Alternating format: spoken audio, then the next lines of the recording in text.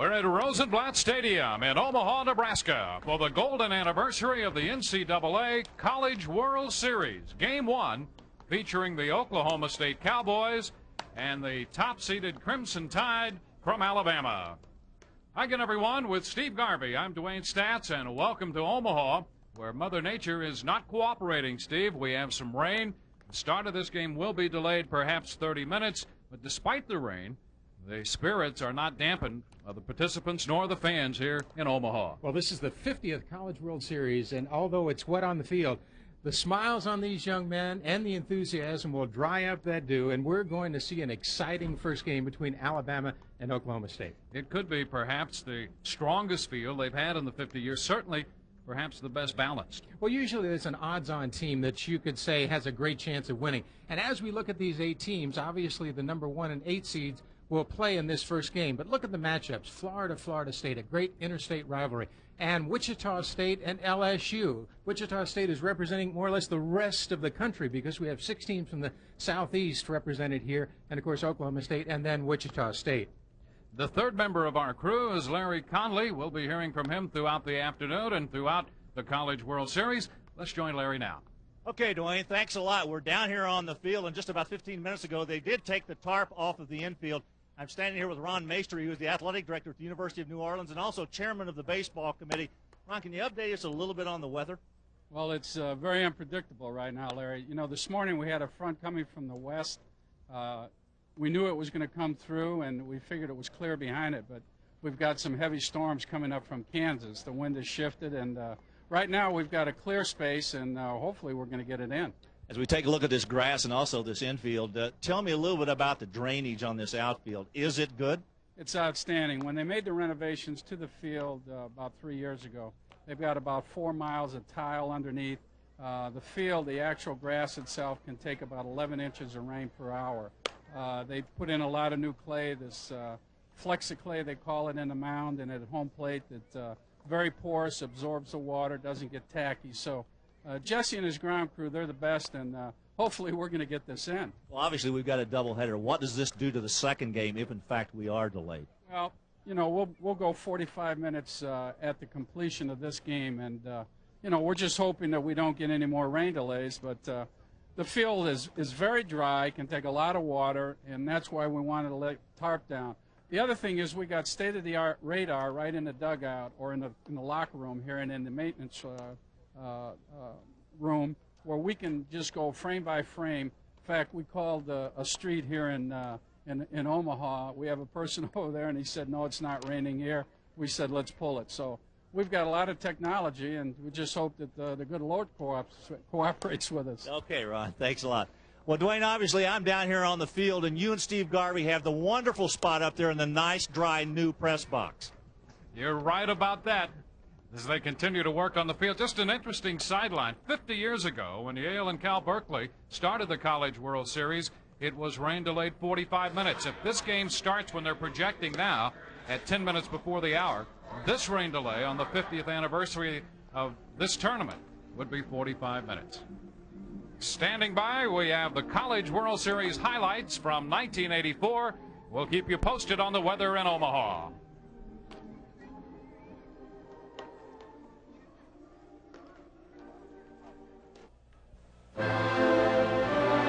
The championship of college baseball wasn't born in Omaha. It just grew up here. The first series was actually held in Kalamazoo, Michigan 50 short years ago. On to Himes Field that June weekend strode the champions of the East, Yale University, with a flashy defense and a first baseman that everyone knew then simply as Poppy. The champions from the West, California. The men of Berkeley were a squad of long ball bangers like you've never seen, with an ace on the mound named Jackie Jensen, who lifted the Bears to the first ever NCAA title. The College World Series has become the first national stage for those who dare to dream of greatness. In the 60s, Bert Hooton, Sal Bando. In the 70s, Freddie Lynn, Dave Winfield. In the 80s, Will Clark, Barry Bonds.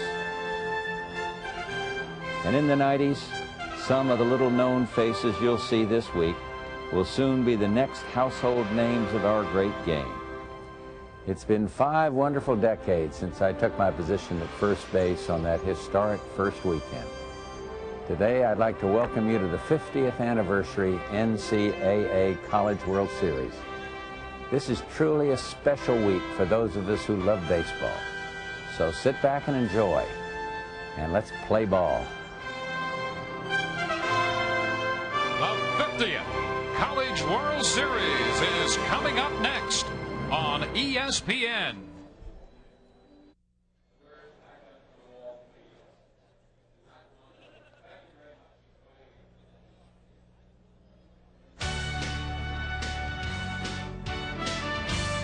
ESPN's presentation of the 50th NCAA College World Series is brought to you by MCI One. Life just got simpler. From Rosenblatt Stadium in Omaha, Nebraska, it's the golden anniversary of the NCAA College World Series. Game 1 features the Cowboys of Oklahoma State against the #1 ranked Crimson Tide of Alabama. As we peruse the brackets, Clemson and Miami will play later in a game to be seen here on ESPN. For the first time since regional seeding began in 1987, 7 of the 8 top seeds have reached Omaha. The other team, Oklahoma State, and they won the Big 8 tournament. Hi again, everyone, and welcome to Omaha. With Steve Garvey, I'm Dwayne Statz. Good to have you with us for this special event. Well, the Oklahoma State team comes here for the 20th time, Steve. They've had another great year, and they've done it on the strength of scoring an average of better than 11.5 runs a game. Alabama, 49 wins predicated primarily on great pitching, good defense. Well, not only is this a great opening game, it's a great contrasting game between Gary Ward's Oklahoma State Cowboys. This is his 10th time. Will the 50th anniversary be his magic number? Will there be destiny for Gary Ward? On the other hand, Jim Wells, in his second season in Alabama, has gotten his team here for the first time in 15 to 20 years. A team that really plays on enthusiasm and kinetic energy. Number 3 and number 5 in the country in ERA and fielding. 2 contrasting teams, a lot of runs usually scored. Pitching will make the difference. Third member of our crew roving Rosenblatt Stadium today is Larry Conley. Let's check in with Larry now. Thanks, Dwayne. I'm down here on the field. You know, it's been generally accepted around college baseball this year that this is the strongest field they've ever had in Omaha. We have 4 former national champions here. LSU has a pair, Miami has a pair, Wichita State has 1, and Oklahoma State, the club that's in this game, has 1. I'll give you a great trivia question. You know the club that has finished as the runner-up 5 times in this College World Series? I'll tell you, the Cowboys of Oklahoma State. Right now, Gary Ward's trying to get back to that championship game, but he's facing a very potent Alabama baseball team. Dwayne?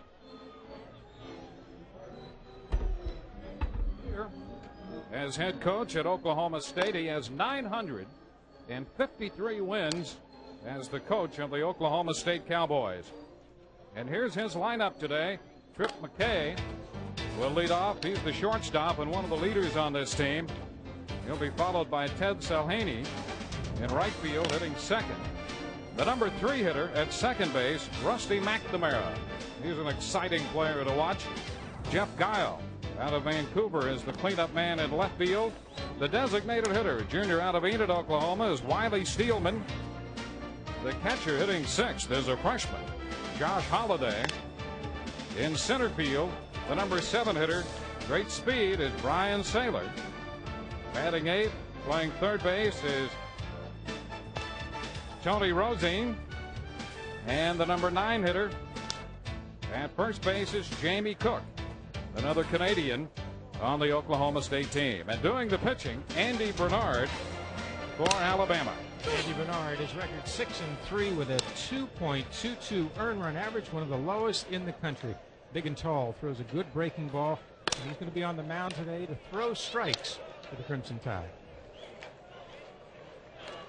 Bernard coming off a win Saturday. He went the distance against Stetson, won 3-1, gave up just 4 hits, didn't walk anybody, and struck out 7. He has a couple of complete games under his belt so far this year. And the defense for Bernard today. At first base, Moeller. At second base, Caruso. The smooth fielding Brett Taft at shortstop, Nate Duncan at third. In the outfield, Tidwell, Hall, and Moore. Catching, Dax Norris, and of course pitching, Andy Bernard. A smooth fielding Alabama team, number 4 in the country. And of course Taft, Jim Wells says, Dwayne, that he's as good as he has ever seen. Makes all the plays, good strong arm, and is the leader on this Alabama infield. Alabama comes in with 49 wins and 17 losses. They've won 14 of their last 15, 7 in a row. And Oklahoma State comes in riding a 15-game winning streak as the 1996 College World Series is set to begin. Trip McKay will lead off against Andy Bernard. Scott Graham will be calling the balls and strikes, and the first pitch is low and outside, ball 1. So we're underway after the rain delay. About a 45-minute rain delay. McKay works the count, and that's pretty much the rule with this Oklahoma State team. A ball and a strike to count. Dwayne, Gary Ward is the resident philosopher of NCAA baseball. And his philosophy is to get the opposing pitcher to throw a minimum of 15 pitches an inning and 90 plus over 6 innings. You'll see the first time around this Oklahoma State team will take a lot of pitches. Now, of course, Jim Wells for Alabama is using Bernard today because he does throw strikes. What we have to be concerned about is that first game jitters, and will he be tight on the mound? He's choked the ball a little bit with the first couple pitches. He's got to settle down now. And there is ball 3 to run the count to 3-1. McKay on the year walked 76 times, and that led the Oklahoma State team. He's up in the count, 3 balls and a strike, facing Bernard. There's a strike to run the count to 3 balls and 2 strikes. And again, not uncommon when you're pitching against Oklahoma State. Trip McKay, good contact hitter, really protects the plate. Here it is, 3-2, and a ground ball deflected by Bernard. To Taft it short, he recovers, but his throw is not in time. McKay took it right back through the middle, deflected by the pitcher Bernard, and McKay has himself a base hit. Good example of Oklahoma State making the pitcher throw 6 pitches that time. Let's take a look at the reaction of Bernard to this ball. Hit hard up the middle. It's a piece of the ball, and Taft just can't quite get there in time.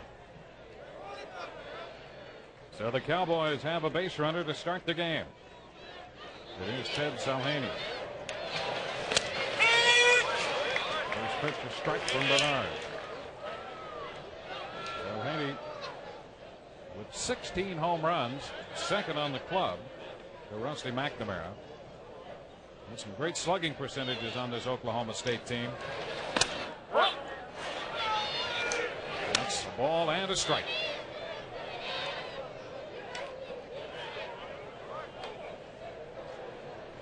And Salhaney out of London, Ontario. And Jamie Cook out of Ontario, and Jeff Guile went to high school in the Vancouver area. Strike call. 1-2. Wayne, from our center field camera today, we will see the catcher, Dax Norris, really make a concerted effort to move around behind the plate to give his pitcher a good target. Last couple of pitches, he's moved outside, set up his target on the outside part of the plate. And he comes in to pick up the call, third strike. Salhaney caught looking. We're following the infield hit, a strikeout for Bernard. He set up outside twice before this. Now he comes back inside with a good tailing fastball. Good location, excellent pitch.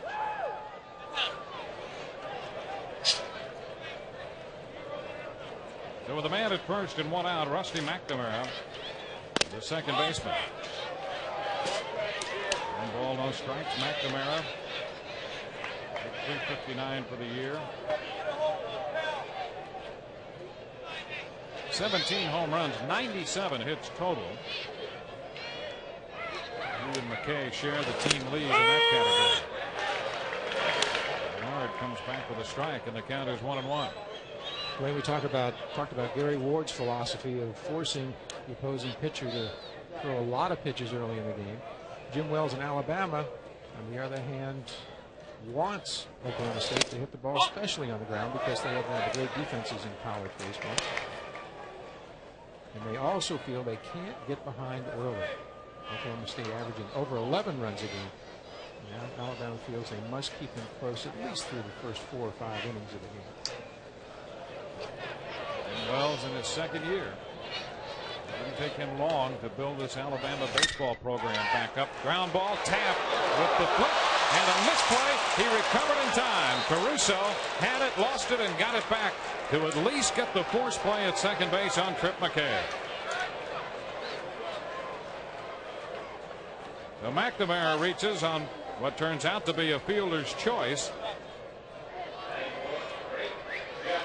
It's the first real play of the game, and of course he took his eyes off it. Caruso for a second did pick it up in time, which means a little bit of stiffness early in the game. Taft made a good play. The flip was a little bit behind. Here's where you definitely try to get one, and then if you get two, it's a bunch. Here's Jeff Guile. Guile, the co-player of the year in the Big 8. This pitch is in there for a strike.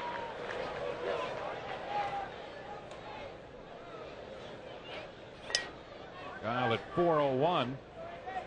Second best on the club. The best in the lineup today. His average for a good part of the year was much closer to 500, if you can believe that. He was up to 480 at one point. Behind in the count, 0-2. Dwayne, I'm still very interested in Norris and the way he sets up. Watch him really shift outside and set himself up in perfect throwing position. He's got to get his target a little quicker so that the pitcher can focus on it, but he has excellent mechanics and a good strong arm. And the breaking ball gets Guile to retire the side. So a couple strikeouts in the inning for Andy Bernard. Oklahoma State does not score, picking up a hit and leaving a man in the top of the first inning. Have a look at that strikeout pitch.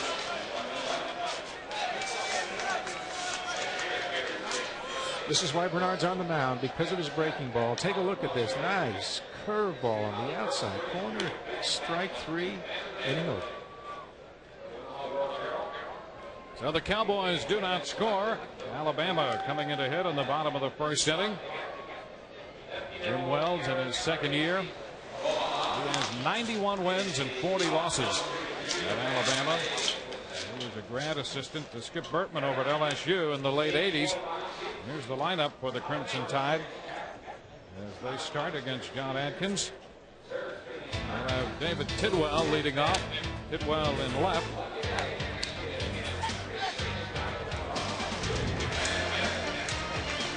Tidwell, a .310 hitter. Joe Caruso at second base, hitting second.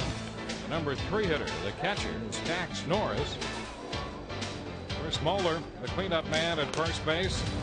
Dustin Moore will hit fifth and play right field. He gives them some power out of that fifth spot. The designated hitter is Corey Spires. Brent Taft, the shortstop, will bat seventh. Number 8 hitter is the third baseman, Nate Duncan, a 6'1" junior out of Shreveport. And Doug Hall will round out the starting lineup for Alabama in center field. On the mound, John Atkins pitching for the Cowboys of Oklahoma State. With a 5-3, 1-loss record, he's got 4 saves, a high earned run average, good live fastball, good curve, slider, and a changeup, very effective changeup.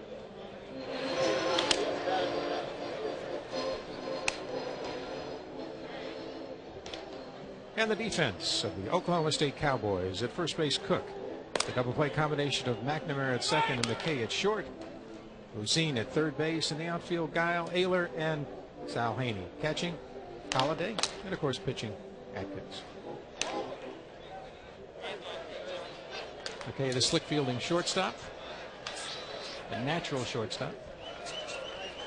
17 years. As you see, Rusty McNamara, who is a converted second baseman, coming from the outfield. 25 errors. Gary Ward concerned about his defense, not the typical Oklahoma State defense. He feels that his games will be won and lost on how well they play on the field. So Alabama comes in, the #1 team in the country, averaging a little over 7 runs a game. Here's David Tidwell taking a strike. Tidwell, the left fielder. An on-base percentage of .380. 5'9" junior. Throws that one by. Good live fastball that time. Tailing fastball inside. One of Atkins' strong points is the ability to move that fastball in and out. The 2-strike pitch is fouled out of play. Holding the count right there. Atkins, a 5'11" freshman out of Wayne, West Virginia, who was actually found by Josh Holliday's dad. Josh's father, Tom, the pitching coach for Oklahoma State. Over the short. McKay makes the throw to Cook for the first out. Holliday found Adkins in the Wayne, West Virginia area, liked him, and he wound up going to Oklahoma State, and here he is starting the College World Series. There's already a rapport between Adkins and the catcher, Josh Holliday. Joe Caruso. Pitch is wide, ball 1. Dwayne, both of these catchers will call the games from behind home plate. A lot of times in college baseball, the head coaches will call the games, but both Ward and Wells feel that this is an opportunity for their catchers to develop as pitch callers and more or less quarterback the game from behind home plate.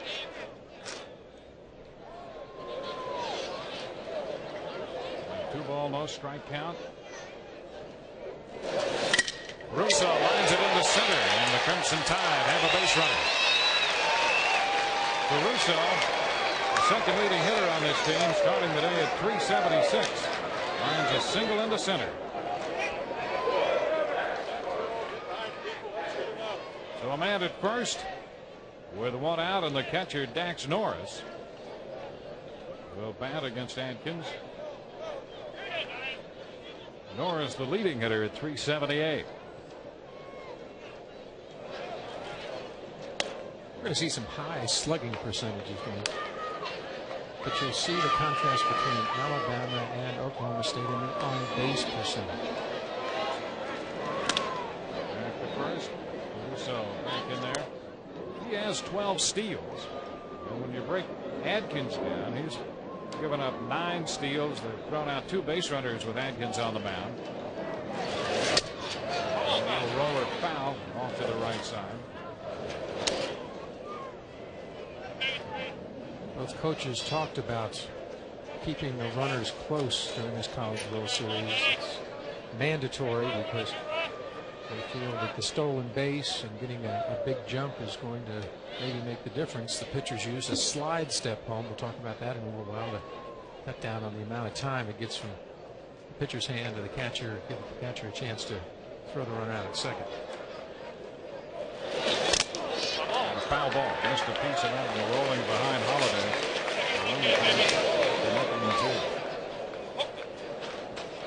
Ward loves the makeup of Adkins. In a small town. He loves to pitch.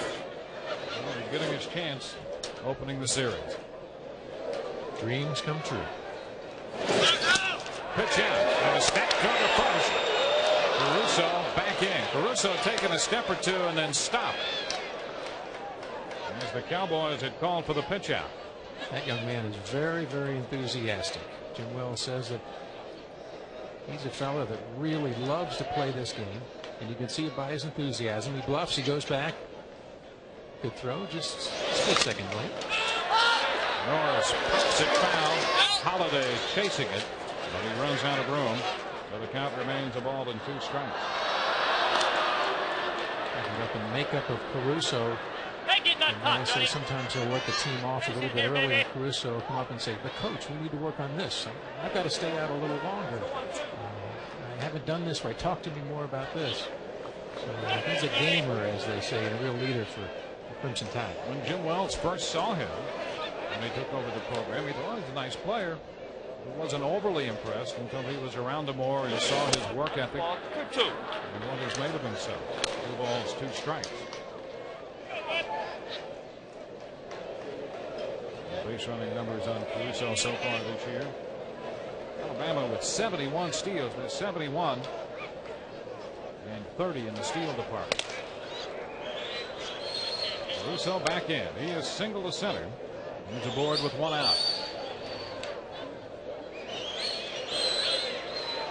In the bottom of the first. And a line drive into left center field. And there for a base hit. Guile slides on the grass out there. And they're going to run Caruso to the plate. He is in there. Caruso scores. He's aggressive. And he scores as Norris winds up at second. Alabama out in front, 1-0. We told you that the Crimson Tide would be aggressive. They are not going to stop at third base today. They're going to put the pressure on the Oklahoma State defense. And Caruso, that man right there, is somebody who was not stopping at all. He was going to try to make it. Now, good job of hitting on this curveball down and away. Now, the reason he scores is because of this slip right here and doesn't relay it in time. Caruso hits the inside part of the bag and scores. There's a fastball thrown by Chris Moeller, strike 1. Adkins, after giving up the 2-base hit to Norris, a little something extra on the first pitch to the Alabama first baseman. Norris drives in the first run of the 1996 College World Series to give Alabama the lead. Foul back and out of play. 2 strikes to count. Moeller out of Huntsville, Alabama. And this is really the heart of the Alabama lineup. These 2 young men here, both of them very, very good friends. Really the heart and soul of these 3rd and 4th hitters. This one is wide, 1 and 2. Make things happen. Yes, they do. Matter of fact, they were both drafted by the Cubs a year ago. One called the other one on the phone and says, "Listen, if you don't sign, I won't sign because I think we can go to the College World Series next year." So they agreed, and here they are playing in the College World Series in Omaha. Norris at second and Moeller at the plate. Man, that says a lot for the innocence of the game still. Sure does, yeah. Tearing down a lot of money to continue to play the straight game of college baseball. Okay, goes the roller, and they throw to Cooks in time. Norris forced to stay at second. He'll be there with 2 outs. I got 2 down. A 1-0 game in the bottom of the first. The rain-delayed start. Jim Wells' team out in front. You'll have Dustin Moore, the right fielder, coming up. Hey, working hard to keep it in there right here.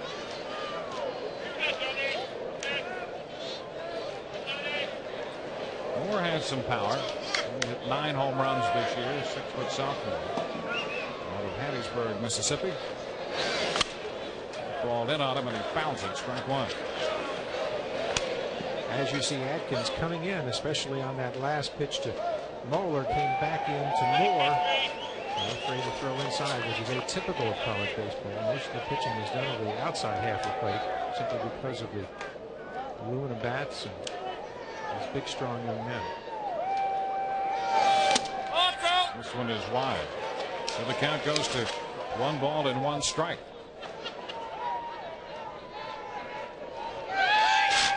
Fans out here braving the rain that came earlier. Pushed the start back about 45 minutes. Then another pitch that kept bearing in on him. And Moore fouls it away. And that's that good live fastball that tails into right-hand hitters. And if you can do that in the college ranks, you've really done something. Matter of fact, Jim Wells, the coach at Alabama, likes Bernard for that reason. He's not afraid to have him pitch inside. And we're seeing Atkins come inside for Oklahoma State. He strikes out Moore to retire the side. Alabama picks up a run on a couple hits. The RBI by Dax Norris. We have gone through one inning from Rosenblatt Stadium in Omaha with the score Alabama 1 and Oklahoma State nothing.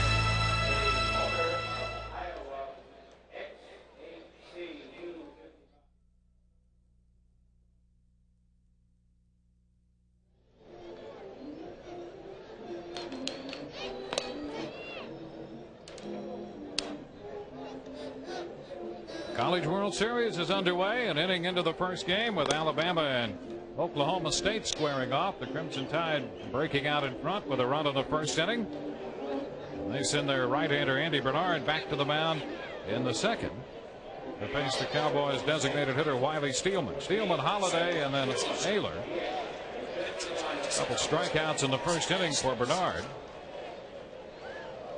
Coming off 2 complete games, one over Florida when he beat them 10-5, and the last time over Stetson.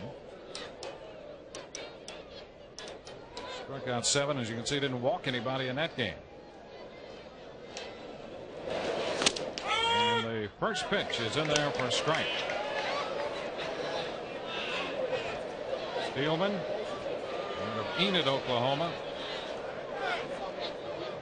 14 home runs.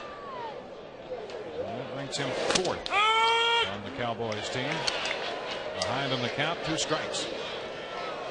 Wayne Steelman is what we like to call a quiet hitter. Not a lot of movement at the plate. Gets himself in rhythm. He just puts the bat in hitting position. Crouch stance. And really coils before he starts to approach the ball.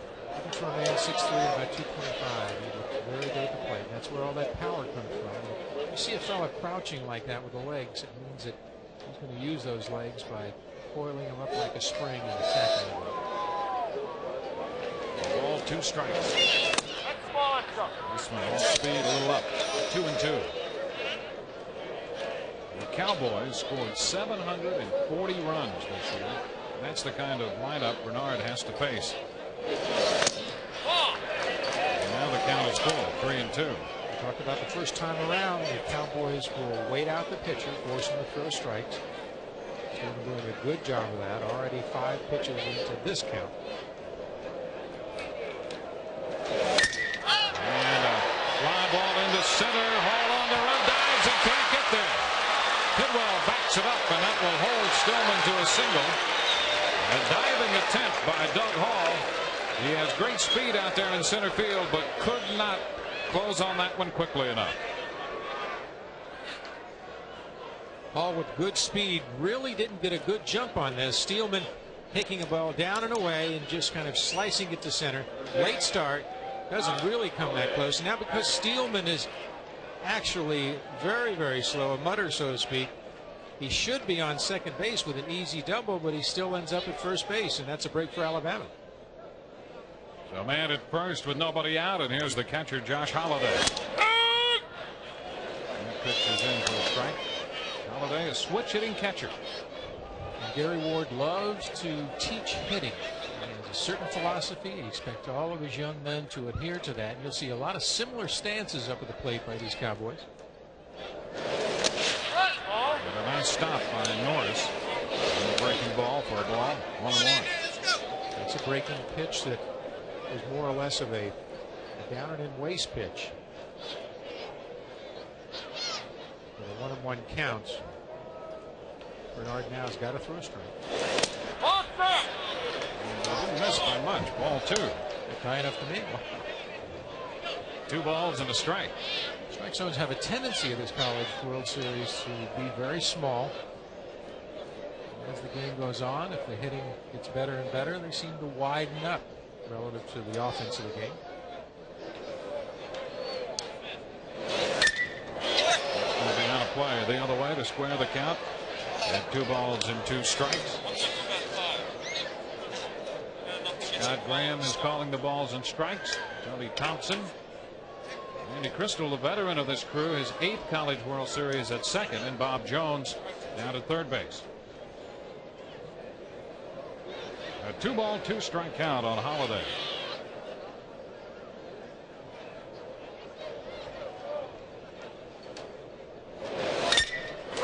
Down to third. Duncan to Caruso, 1 and over the fence for 2. run to get the double play. And that's the defense we were talking about. Number 3 in the country. Nice smooth double play. Of course, when we talked about the Cowboys and their lack of speed, that was an excellent example here. The outside pitch, a little too hopper. You take your time, throw strikes all the way. And they got him by 2 steps. Now here's Brian Ayler, the center fielder. Ayler moved up to the 7th spot. He's down in the lineup 9th at times, but 7th against Bernard today. A ball to no strikes. We'll see Ayler take a strike. Trying to force Bernard to throw more and more pitches. It's going to be on play. And the count is 1 ball and 1 strike. The 20th trip to the College World Series for Oklahoma State. They've been in the title game 6 times. Their 1 national championship came in '59. And strike 2. So Gary Ward is still looking for his first national championship. I wonder if he doesn't feel a certain amount of pressure after having been here 9 times already. Getting the first one is always the most difficult. 1-2, sky deep to center. Ball back on the track. He's turned every way, and that ball is gone. That ball is gone. The Cowboys didn't take any chances. They had Ayler running all the way, but Randy Crystal was out there and called it gone. A home run for Ayler. That's his 9th home run of the year.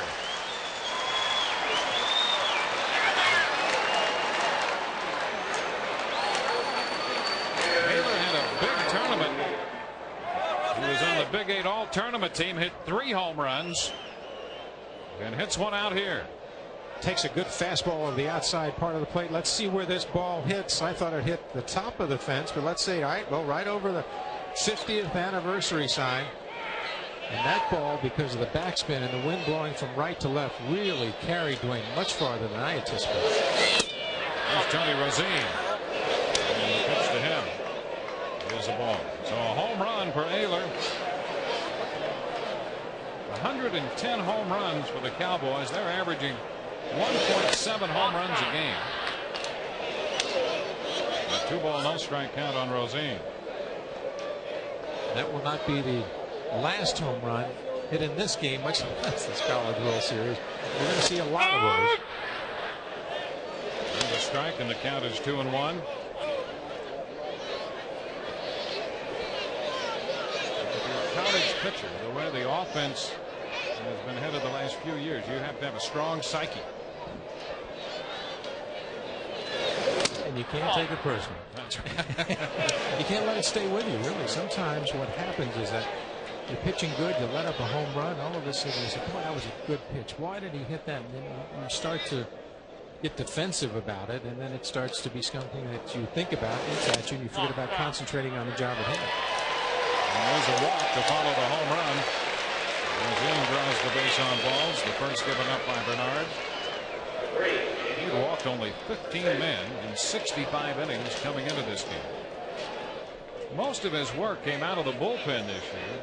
This is his 5th start and his 23rd appearance overall. Jim Wells didn't figure he'd win this game 1-0 anyway. Here's Jamie Cook.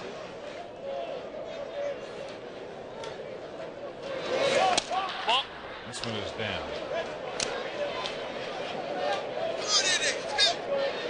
The senior first baseman out of Ontario. Tack foul. The count is 1-1.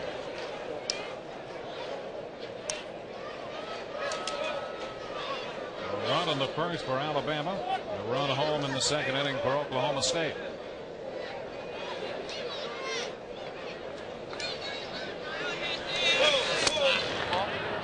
Bernard is too high. 2 balls and a strike. Well, after the home run, Walt Rosine went to 3-1 on him. One's been down, has been up. The Cook, and has a count of 2-1 for the Oklahoma State first baseman. And then 3-1. Talked about Oklahoma State and their philosophy of 15 pitches, a minimum per inning, and 90 over 6 innings. First inning, Bernard threw 17, over 20 this inning, so Gary Ward's philosophy is working well. Shoots this one into right. It's Dustin Moore making the catch to retire the side, but they pick up a run on the home run by Brian Ayler.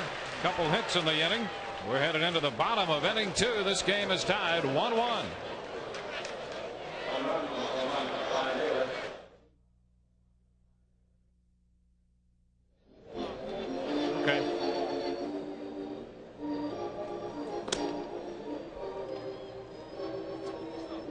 Our game at Rosenblatt Stadium tied 1-1, moving into the bottom of the second inning. The College World Series will continue later tonight. Miami seeded 5th against Clemson, the 4th seed, on ESPN. Clemson led by Chris Vincent.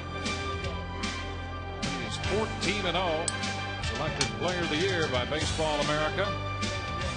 And Miami featuring the freshman third baseman Pat Burrell. He's hitting .483, trying to become the first freshman ever to lead the NCAA in hitting. All of that coming up tonight on ESPN as our coverage of the College World Series continues. The designated hitter, Corey Spires, fouls away the first pitch. Play, strike one. Dwayne, one mention about tonight's game. Miami has a shortstop by the name of Cora, who has an older brother by the name of Joey Cora. And he is an excellent shortstop. He is a fellow that you just love to watch play that shortstop position. So it'll be fun watching that game tonight in the defense of Miami. 2 strikes to count. Spires, Taft, and Duncan. There's a base hit to the right side. An 0-2 pitch, and Spires is aboard with a leadoff single. And as good-looking young shortstops go, Brett Taft will be up. Spires covers the plate well. This is a ball down, and he goes down and hooks it to the right side of the infield. These hitters are very well disciplined. They cover the plate well, hit the ball where it's pitched. It's one of the reasons why there are so many runs scored. Bigger, stronger, more disciplined hitters. And the pitch to Taft is a strike. Well, we talked about the Oklahoma State offense averaging better than 11.5 runs a game. In Alabama, well, their offense pales by comparison, but for the year they're averaging over 7 runs a game. And when you look at what they've done in the postseason, they're averaging right at 10 runs per game. Well, that's one of the contrasts to it. We mentioned Oklahoma State, the discipline. The contrast is Alabama goes up there swinging. The Campanella philosophy of that shout not walk. They don't walk very often. They believe in swinging the bat. Taft pops it up. And McNamara over from second base to make the catch. So Taft pops out. Spires hanging out at first with one gone. And the third baseman, Nate Duncan. Bat. Duncan, the junior out of Shreveport, Louisiana. This part of that strong side of the infield on the left side for Alabama. Duncan third and Taft at short. Taft has popped out. Now Spires back in at first. You mentioned the contrast in offense. Obviously, Oklahoma State with much more offense than Alabama, but Alabama balances it with the defensive abilities of Duncan, and Caruso, and Taft.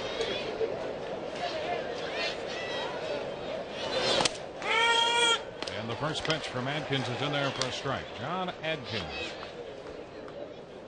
out of West Virginia. Baseball, change up, and they say that to go with the curve, he's worked on a slider, and that has helped to make him more effective. And leaves this breaking ball up. The count is 1-1. A little bit of an off-speed contrast that time. Didn't really follow through. As you can see in the Central 2 regionals, picked up a win, 1.29 earned run average. He was the winning pitcher over Southern California. So he's had some interesting assignments. They were number 1 at the time. Beat them 9-3. He's opening the College World Series against Alabama, ranked number 1. Pitch in the dirt. Holiday recovers, but his throw's not in time. Spires almost past the bag on his slide. And Spires doing an excellent job of reading this ball, bouncing in the dirt. Got a good jump. Barely beat the throw to second, but is at second base with 1 out. Let's take a look now. Catcher does a good job of blocking it with his chest protector. Picks it up with a bare hand and now really throws a good strike to second. But as you can see, he's safe. Almost comes off the bat. 2-1 chop to the right side for McNamara, and a big hop, but he's up there and makes the play at first. McNamara stretching out. That's about all he had out there to glove that one. They get Duncan at first on the chop. And that easily could have been a bounding single to get Alabama's second run, but a good job by McNamara. Watch, this is a hard infield. Watch the last hop, kicks up, makes a good leap, and then a controlled throw. Gets the second out. McNamara is 5'9", and he had to stretch out to make the play. There's Doug Hall. Line drive, base hit into left. Spires scores. Kyle up with it, and Hall makes the turn. So a line drive RBI single to the opposite field, and Alabama grabs the lead again, 2-1. We talked about Oklahoma State waiting over the first few innings, forcing the opposition to throw the ball. Not Alabama. First pitch outside. Nice line drive to right. RBI. 2-1 Alabama. And we go back around to the top of the batting order. And David Tidwell. There goes the runner. The pitch is high, and there'll be no throw. Ball in with his 18th stolen base of the year. Alabama continues its aggressive approach to this game. And Hall stole this base on the pitcher. See what a good jump he gets. Starts a little high, but the catcher knows there's no chance to get it. So Hall now in scoring position for Tidwell. And they've expanded the strike zone a bit there. Pitch up, and the count is 1-1 as he swung through that. And so far this game played very well, but you can see the contrast of these two teams. We talked about it.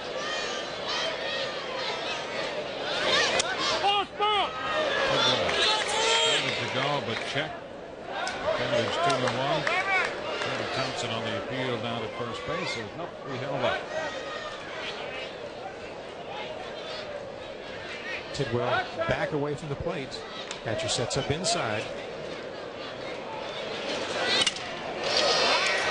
Fly ball, not too deep to right.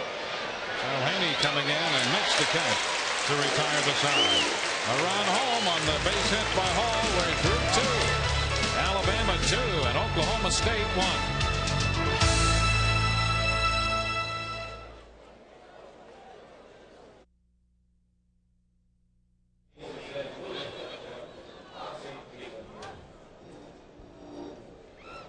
We're at the College World Series, top of the third coming, 2-1 Alabama leading Oklahoma State. Larry Conley's found someone at the College World Series for the very first time.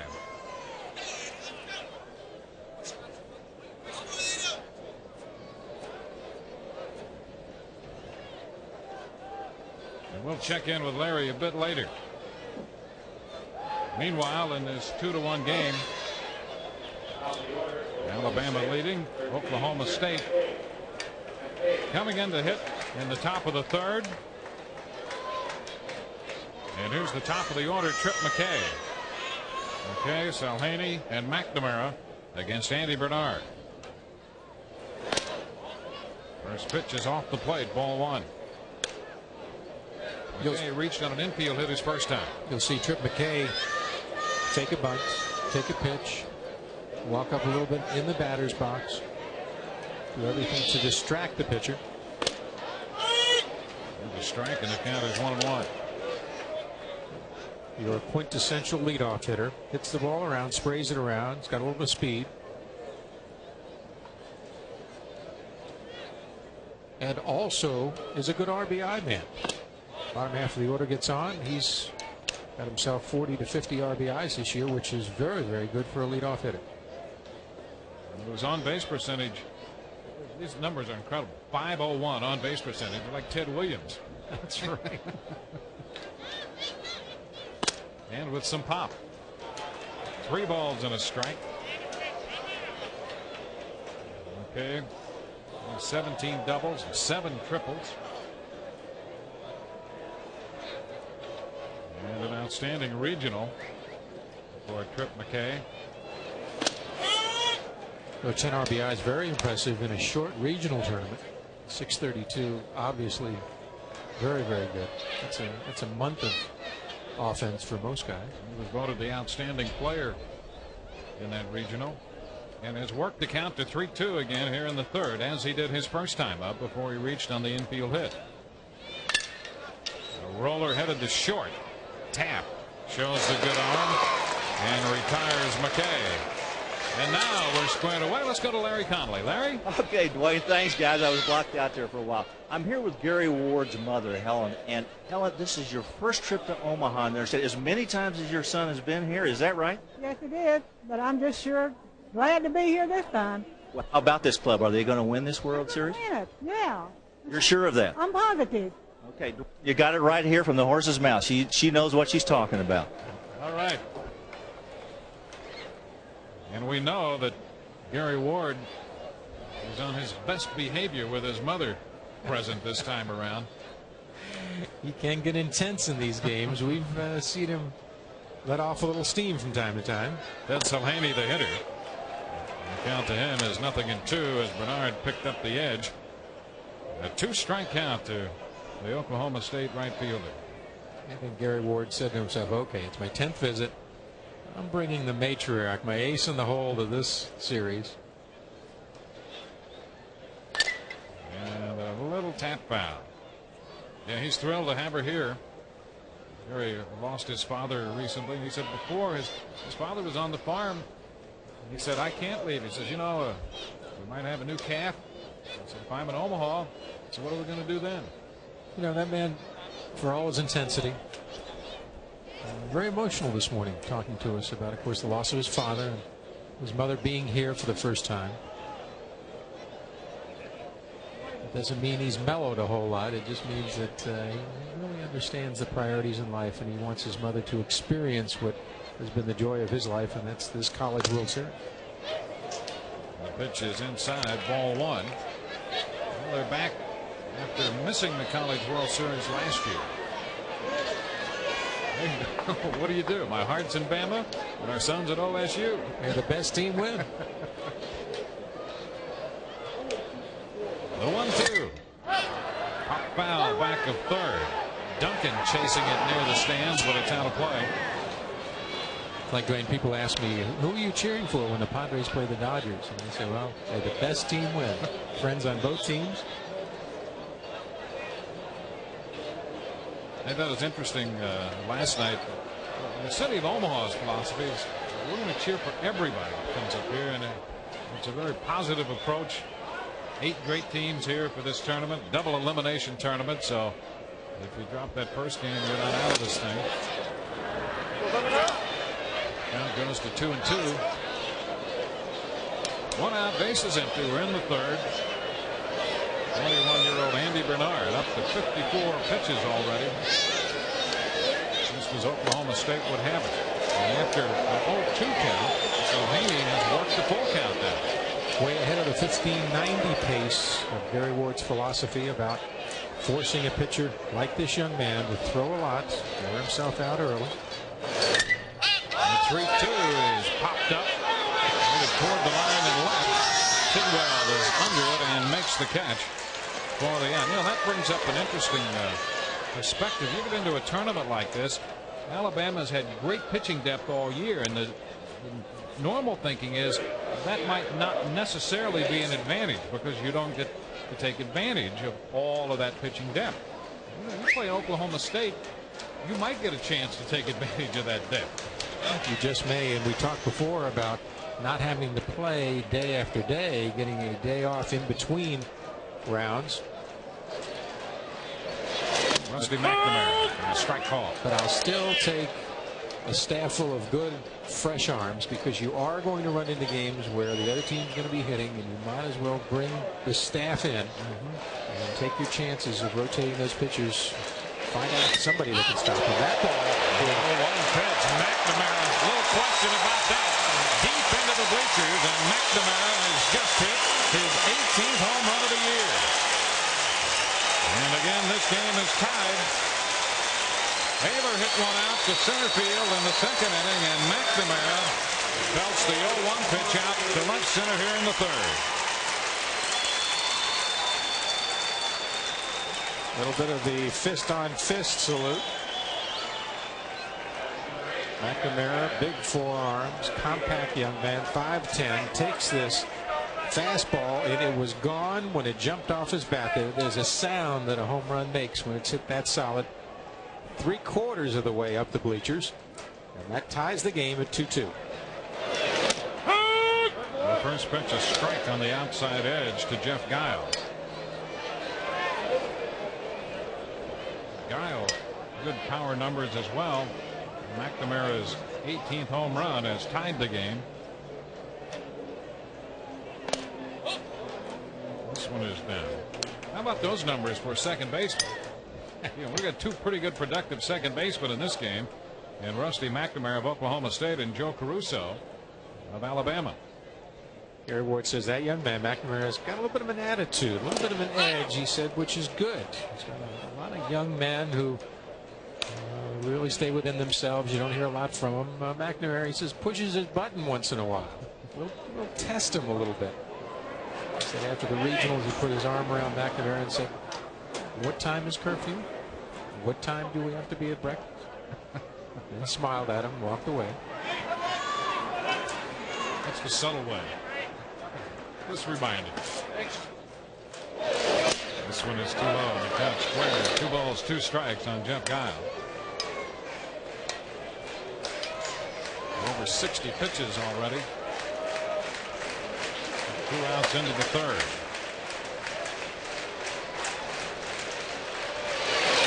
And a liner into right center field. Going to fall for a base hit. Moore will make the pickup as Giles turns first. So Jeff Giles is aboard. That's the 5th Oklahoma State base hit. A 2-out single.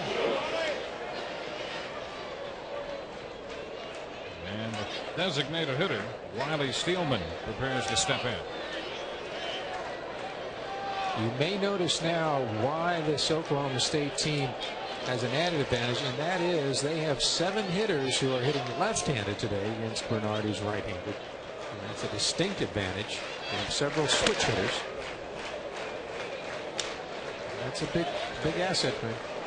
Alabama has just 1 left-hander on the staff. That's Tim Young, and that's something that Jim Wells thought about today. He thought he'd go with Bernard because of the control and the breaking ball. The pitch is in there for a strike. But he did say if things started to get out of hand, if he had a premonition that things weren't going right, he would go to the left-hander. He doesn't want to get this game to go out of his control.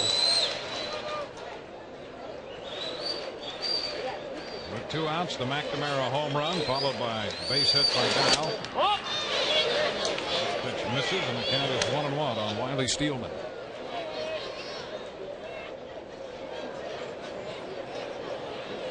The Cowboys 45-19 on the year, adding a 15-game winning streak into the College World Series, seeded 8th.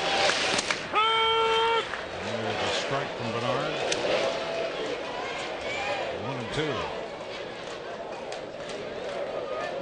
Oklahoma State with a lot of power. You won't see running in this situation. Gary Ward will let Steelman swing away.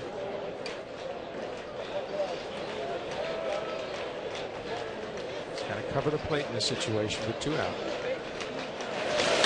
And he lines a base hit into right. Cut off by Moore. Giles on his way to third. It'll be a 1st and 3rd 2-out situation. Hit number 6. 3 in a row with 2 gone. Giles doing a good job of going from first to third on a hard hit ball to right field. I thought there might have been a play, but hit second base perfectly on the inside. And now Jim Wells will go to the mound and talk to Andy Bernard. His pitches have been too much over the plate, Dwayne. Not on the corners like he knows Bernard can pitch. Bernard went 3-2 with the first 2 hitters. Actually got out in front of Salhaney and then went to 3-2.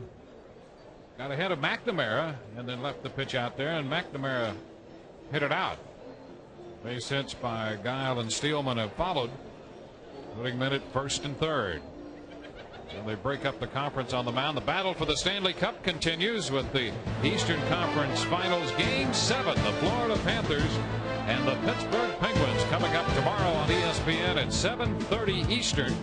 The winner plays the Colorado Avalanche for the Stanley Cup.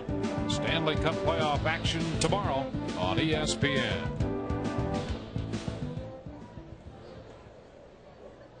Josh Holliday, the catcher, will bat with men at first and third. Oklahoma State putting 7 of its first 14 hitters on base. It's still just 2-2. This one is down. Holliday is a freshman, and this is the type of situation that can really bring added maturity to this young man. Knows the game well. Success can really breed more and more confidence. He's ahead. 2 balls, no strikes in the count. The runners. And Jeff Guile down at third. Steelman over at first. And the roller to second for Caruso. The flip to first. And the Cowboys settle for just 1 run on the Rusty McNamara home run. They lead 2. They've stranded 4 through 3. With 2-2 as we head into the bottom of the third.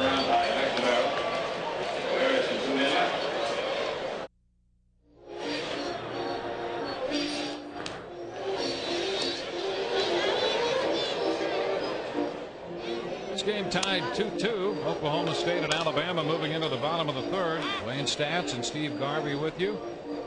Steve, so far from the Cowboys' perspective, they're doing what they wanted to do, forcing Andy Bernard to make a lot of pitches. Lots of pitches, over 70 pitches, and I'm going to make a off-the-cuff prediction now that he may not last 2 more innings if he starts to get over 100 pitches, because Jim Wells knows that he's got 5 other good arms waiting in the dugout and in the bullpen.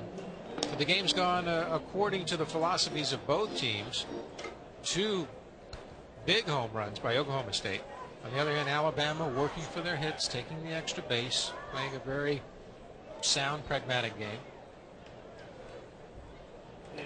They'll send Joe Caruso leading off the bottom of the third. He singled and scored in the first inning on a double by Dax Norris, who will be next. Chris Moeller, the number 3 hitter in the inning, facing John Adkins, a freshman. And the pitch is a strike. Once had a coach tell me that by the end of the year, there's no such thing as a freshman. That's right. You cross that line, especially once you get to the regions as far as college baseball is concerned. 1 ball, 1 strike. You know, when you talk to young hitters, and one thing I learned over the years, if you watch the pitcher from the first pitch of the game, you're going to see sequences, you are going to see trends. Roller to short. McKay handles this one for the first half. For a majority of batters, Adkins has started them off with breaking balls. He doesn't want to throw them fastballs. So if you're in the dugout for Alabama, you can go up there and pretty much look for a breaking ball in the first pitch. Well, here's something for Adkins, who had walked 28 in just over 67 innings this year. He's faced 11 men. He's made 9 first pitch strikes. Now Dax Norris. He sends one high and deep into left center. Guile and Naylor back, and it's Guile who's there to make the catch. Norris made a bid. That ball had a lot of carry. The wind blowing out that way as well. And Guile got back there to grab it. That had confusion written all over it, and one of the main reasons is the wind is blowing from right to left. As they go back, Guile looks like he's under it. All of a sudden he looks, and that ball was really a home run. Let's take a look at it. Let's see if it's high enough. Yep, that ball hits off the yellow bar at the top or the top of the padding. It's a long out, as it turns out. 2 gone with the bases empty for Chris Moeller. It's down to him. 1 ball, no strikes. Moeller started the day at .332. Foul ball in front of Jim Wells. That was his batting average, but his height and weight makes him a real big hitter. Look at this young man, 6'3". It says 258 in the program, but I guarantee you he's 265. He's put on a few more carbohydrates over the season. He takes a strike. He counts a ball and 2 strikes. He's been struggling lately as one of his last 15, but he had some big hits for Alabama. He was tied on this game-winning hits. He had 8 for the year. And the count is 2-2, and that's why he's in the middle of this lineup. At 260 pounds, when he puts that round ball with his round bat and hits it squarely, that ball really good. The count is full here on Moeller. 2 rounds, bases empty. Not so sure if I'm, because I'm going to throw a fastball over the plate. And he did. And a popper back of second. Out there the shortstop McKay to make the grab. We're through 3. Ryan Ayler, who homered in the second, will lead off the 4th. This game tied 2-2.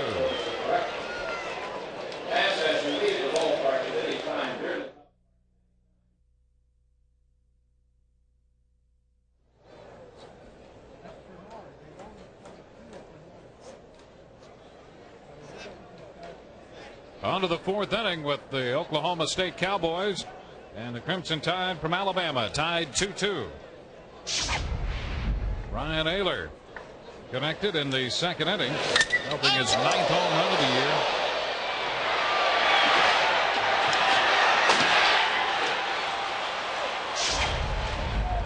That got Oklahoma State on the scoreboard. Here he is again. Ayler leading off the 4th. He missed 17 games this year with a wrist injury, but I guess after that first at bat, there's a little question that his wrist is okay. Wrist is fine. He takes a strike. And he got a fastball down the middle, similar to the ball he hit for a home run. You know what happened? You usually think the guy's going to pitch you inside after you hit a home run, so rather sent the swing of that first pitch. And this one drops over for a strike, and Bernard is out in front, 0-2. It's got to be kind of a familiar routine for him in the 3rd inning. He got out in front of a number of hitters, but then saw Oklahoma State work the count anyway. Not this time. Strike 3. He backdoored him. Bernard picking up a called 3rd strike. 3 nice pitches by Bernard that time. 2 setup fastballs, followed by this nice tight slider, probably on the black. Good positioning by Norris that time. I'll get him next time. Tony Rosine. And he takes a strike. So Bernard has thrown 4 straight strikes to open the 4th inning. Bernard working the outside half of the plate. Our center field camera will see the catcher shifting. This one is 2 lows. 1 ball and 1 strike. That'll give us an indication of when and where they want the pitch to come in. The wind blowing across from right to left behind Bernard on the mound there. 1 out, bases empty, 2 balls and a strike to count. Rosine did not offer at that pitch. The transfer out of Lubbock Christian. Sophomore, lives in Dallas.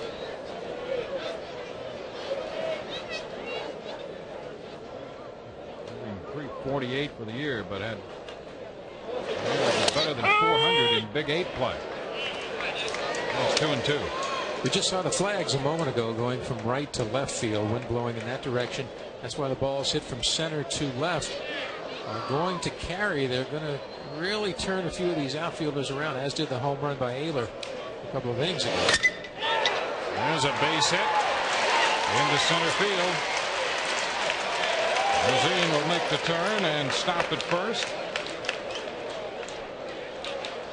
A 1-out single. 7 hits allowed by Bernard in 3 1/3 innings. 3 strikeouts, and the pitch count continues to accumulate on it. Grant, I'm not so concerned about the hits as I am the number of pitches that Bernard has thrown, because what happens as the arm gets more and more tired, the ball gets straighter and straighter, and this Oklahoma State team, obviously with their great hitters, take advantage of that. Runners going as Cook chops it to second. Caruso flies to first. So they started Rosine, and he moves into second base. The double play ball has been a problem for Oklahoma State. They have such power, and sometimes with that goes the large number of double plays they run to stay out of them. Cowboys aggressive on this play, and really it benefited Alabama by the moving runner, because it could have been a tough hop on this hard infield. As it was an easy play for Joe Caruso. 2 gone with Rosine at second base. Here's the top of the batting order, Trip McKay.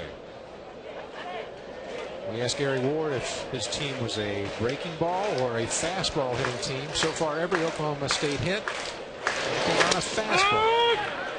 And the first pitch is in for a strike.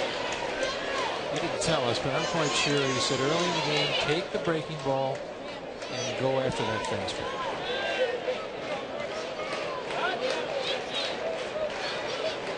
They've hit 2 out to account for both their runs.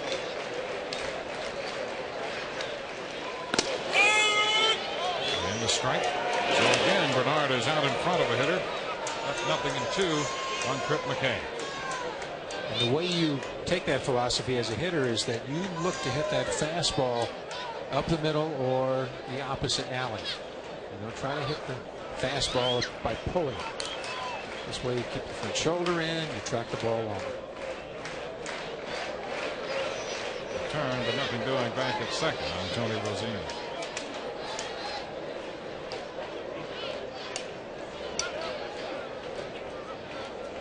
Fourth inning from Rosenblatt Stadium in Omaha. First game of the College World Series. Oklahoma State against Alabama. Tied 2-2. Trying to pick up that outside edge and missed. 1 ball, 2 strikes.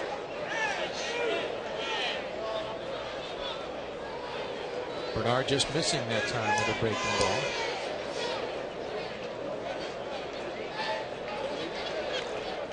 Bernard coming off back-to-back complete games against Florida and Stetson. Making a lot of pitches today as he strikes out McKay to retire the side. No runs, a hit. Cowboys leave a man. We're headed into the bottom of the 4th inning with the score. Oklahoma State 2 runs, both coming on home runs, and Alabama 2.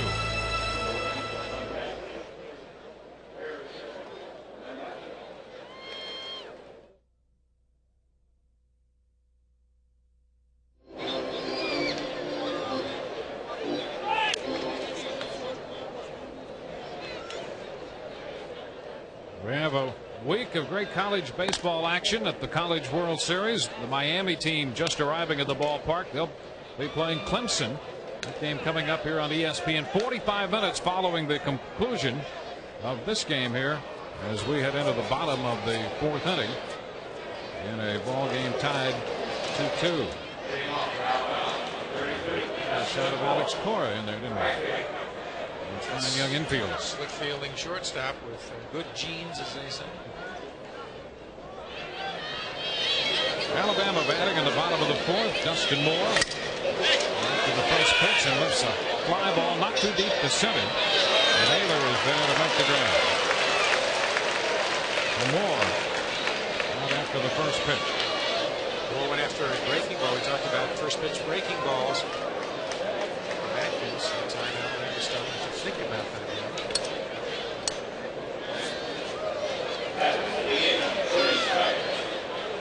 There's Corey Spires. Spires, the designated hitter. He already has a run scored. He opened the second inning with a base hit. The ball, no strikes. Moved to second on a wild pitch. And a single home by Doug Hall. Wow. 2 balls, no strikes to count. John Adkins, the freshman, has done a nice job so far for Oklahoma State. Mixing up his fastballs and his breaking balls very well. Good control over the first 3 1/3 innings. And he goes high with this one to run the count to 3-1. Only the second time today that he's had a 3-ball count on a hitter. 3-1 with Spires. Spires likes to swing that bat. He might get a chance here. Fouls it. And the count goes to 3-2. He's also a pitching prospect, Spires. The major league scouts are attracted by his strong left arm. Alabama likes to hit in full count situations. And Wells says his team gets wide-eyed and really aggressive. And the 3-2. He was a little over-aggressive perhaps there. And that chase to pick out of the strike zone high. Tough pitch to hit. If you really want to hit the ball bad, sometimes you'll chase a ball that's a little bit up or a little bit down, a little inside down. Let's look at this one. It's up out of the strike zone. 2 outs. Here's Taft. Pitch is in there. Taft popped out to second in the second inning.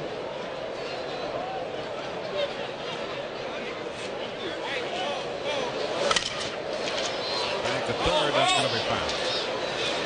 1-2.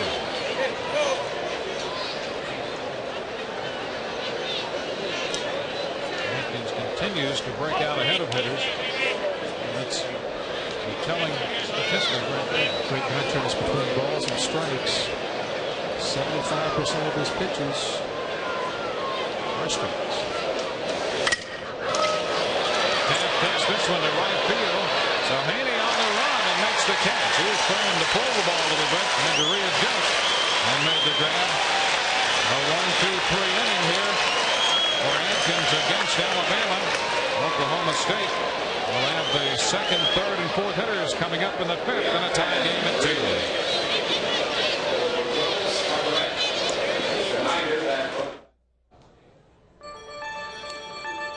In 5 decades of the College World Series, there have been just 2 no-hitters. These pitchers of record make up our first installment of 50-year stories. In 1950, Texas right-hander Jim Ehrler struck out 14 and walked 5 in a no-hit, no-run win over Tufts. He came back to pitch another shutout in the championship game. The other no-hitter belongs to Oklahoma State's Jim Wixon, who in 1960, number 3 starters didn't see many starts, but in that series, he got his chance and blanked North Carolina for just his 2nd win of the year.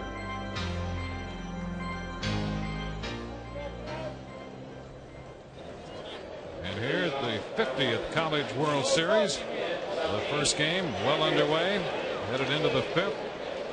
Oklahoma State and Alabama tied 2-2. The Cowboys send number 2 hitter Ted Sulhaney leading off against Andy Bernard. It was after the first pitch and hits it on the ground to second. Caruso makes the play. Boy, you're taken by surprise when one of these Oklahoma State hitters hits the first pitch. That's right. It's almost a first, but Caruso did a great job of backhanding a hard one-hop smash. Alabama playing very good defense to this point.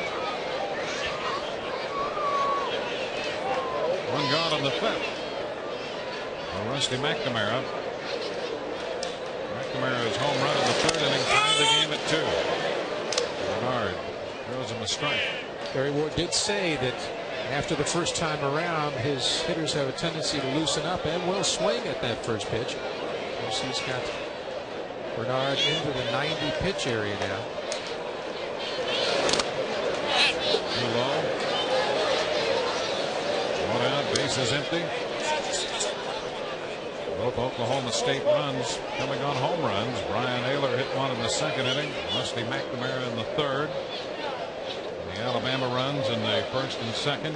Norris and Hall have the runs batted in. McNamara really increased his power output this year. 1 ball and 2 strikes. Boy, that happens frequently when a young man has good God-given talent, makes a few adjustments from being a line drive hitter to suddenly hitting through the ball, getting some backspin, extending his arms, maybe getting a little stronger through weight training. All of a sudden goes from, as we saw here, a 3 to 18 home run.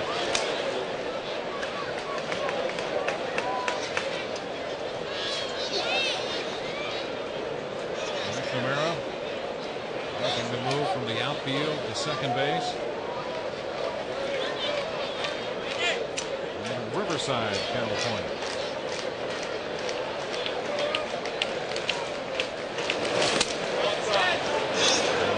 High, 2 balls and 2 strikes. It was a knee buckler that time. I don't think he got the pitch he was looking for and collapsed those knees a little bit.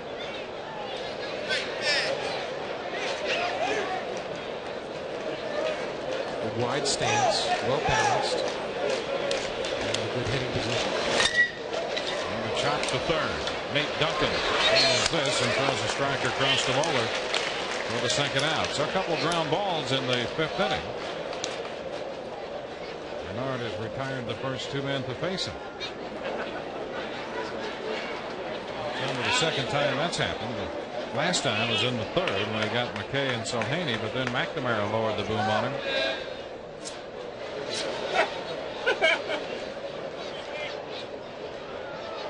Here at Rosenblatt Stadium. Since 1988, they've put $17 million into this complex. The first pitch to Guile was in there for a strike. And it's a tough ticket in this part of the country.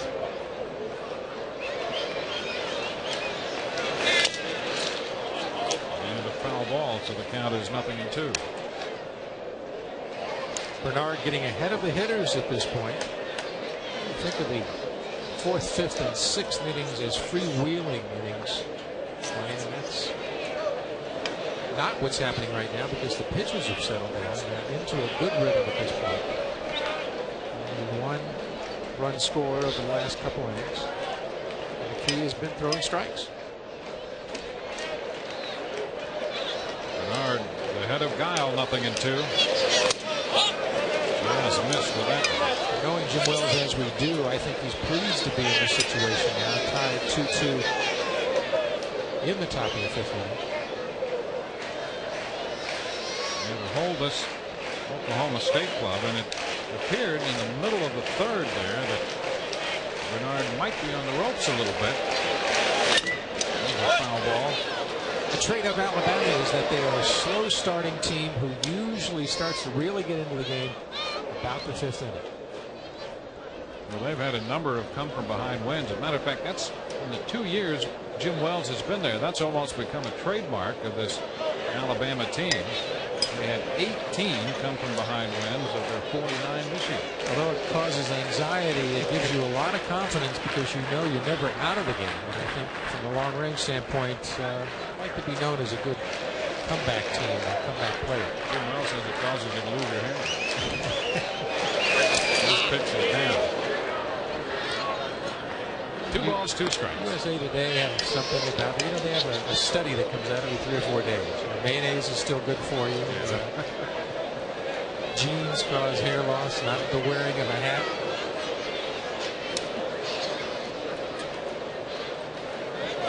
A 2 ball, 2 strike count here. Guile. Time call here. One of the few players to have an open stance. Most stances are either parallel or slightly closed. Now opens up a little bit, which means that usually the outside half of the plate is the pitcher's half. Catcher sets up outside. Just a little piece of it. When you open up like that as a hitter, it means you usually are having trouble with the inside pitch. You see it better. Most of the time you feel it to be quicker on the inside pitch with an open stance. I beg to differ. I think with a closed stance you use your hands more and become quick on the inside pitch with your hands and not your arms. It all depends on the individual. If he's successful hitting a certain way, then he should stay with it. And with a big open stance, that outside half of the plate is difficult for the hitter to get to. This one down and in. The count goes to 3 balls and 2 strikes. Almost a setup pitch that time, right? Fastball down and in. Should come back with something on the outside half of the plate. We'll watch Norris. We'll see what he sets up. And strike 3 is called. Bernard picks up his 5th strikeout. A 1-2-3 inning here for Bernard against Oklahoma State. We're headed into the bottom half of inning 5 from Rosenblatt Stadium in Omaha. This game is tied 2-2.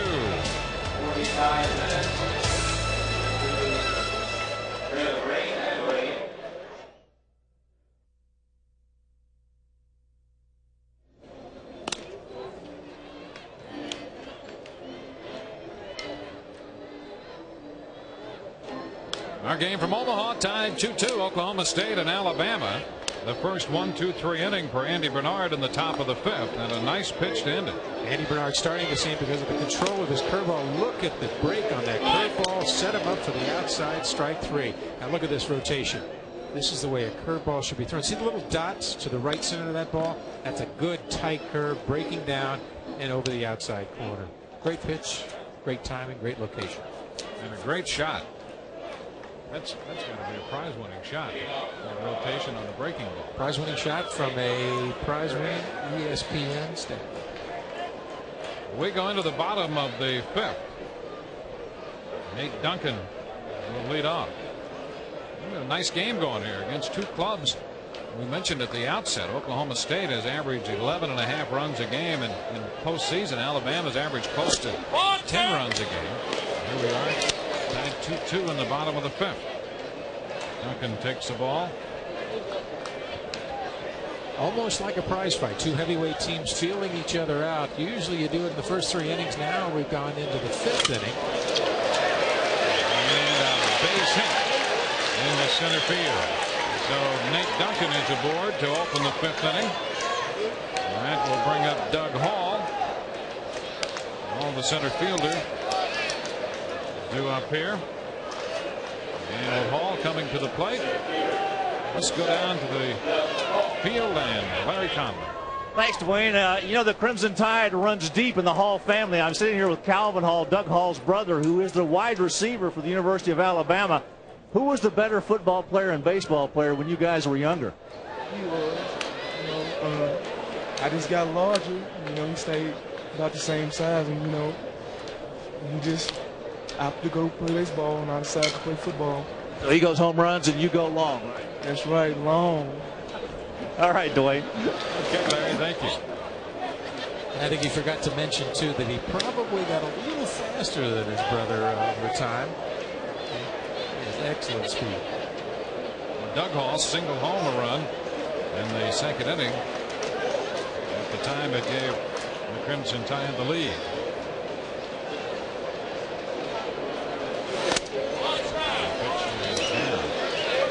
The count, 2 balls, no strikes.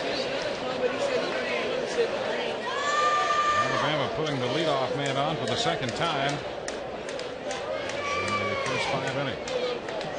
When we talk about hitting styles, Hall has his back elbow up a little bit, which forces you to hit down on the ball, which is good, but you become more of a low ball hitter and you're playing with that pitch from the waist up. They like to have those elbows nice and relaxed to the back, 45-degree angle. That's a funny elbow. See what's up there? Force you to hit it right down. And he fouls this one into the Oklahoma State dugout.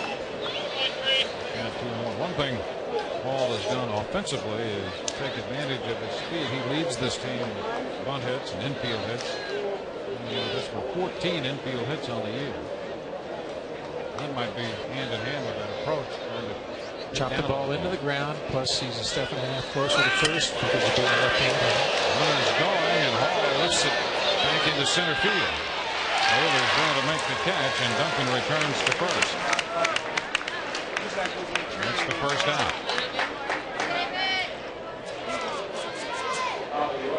Of course, we talked about his hitting style. Let's see what he does with his pitch.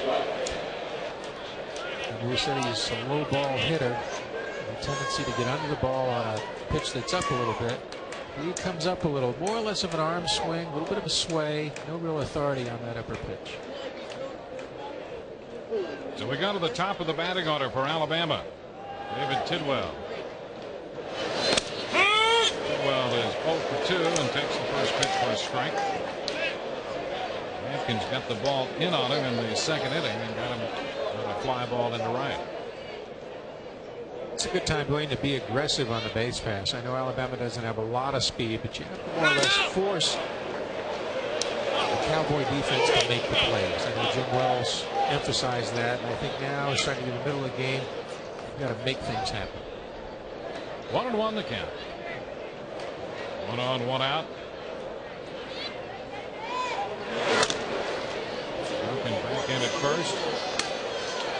You just can't anticipate that Bernard is going to keep this Oklahoma State team to 2 runs over the rest of the game. So that's why home team in this situation, get him running, get him moving. That's 1 and 2. And if you can get any kind of jump, because that's one thing Oklahoma State was concerned about, Adkins' ability to hold runners. He's done a great job today. Well, when you don't have speed, using the hit and run, I think, is a good tool, simply because the hitter is going to try to protect the runner regardless. Ground ball to short. McCain over to second and 1, and not in time. Tidwell, with his speed, prevents Oklahoma State from turning the double play.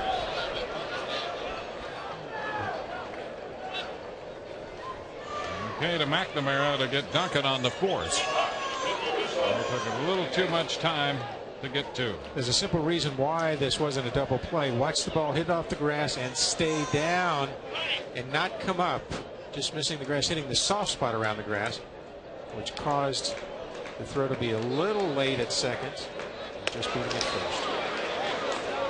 What happens, Dwayne, is a lot of times the ball around the grass is softer than back in the infield because the dragging doesn't quite get to the grass all the time. You don't want to mess the grass up, so it gets a little softer, a little more powdery. Well, bouncing back and forth off first on the first pitch off speed. This is for a ball. And Tidwell does have some good speed over there at first base. 24 steals. He's been caught 4 times this year. And Atkins keeps an eye on him. Right man in the right spot for Alabama. Caruso to make it happen, man. A real aggressive leader for Alabama. Clutch hitter.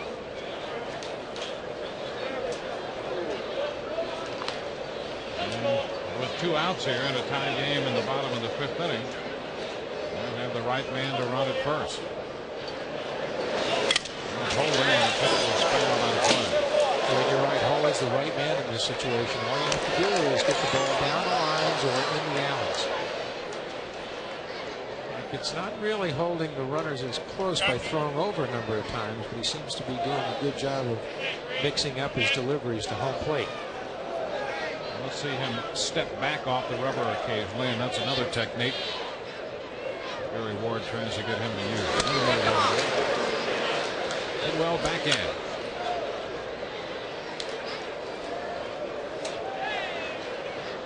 The game has been tied since the 3rd when Rusty McNamara hit a home run. There he goes. Talk about a jump. Absolutely no play.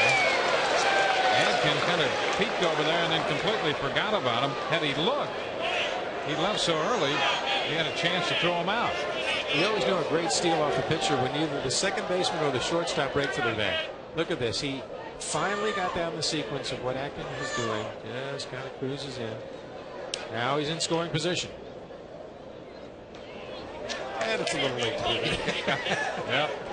The horse is already out of the barn now. Might as well do it anyway. Coach will be happy. Now the pressure goes on the Cowboy defense. And the pitch is down. And that's, as it turns out, the way this game stacks up now in the bottom of the fifth, 2-2. Could be a crucial base could well has picked up. Caruso, the leading RBI man in this lineup for Alabama. And up in the count, 3 balls and a strike.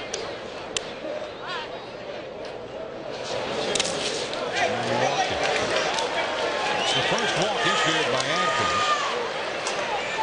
The second walk we've seen in this game.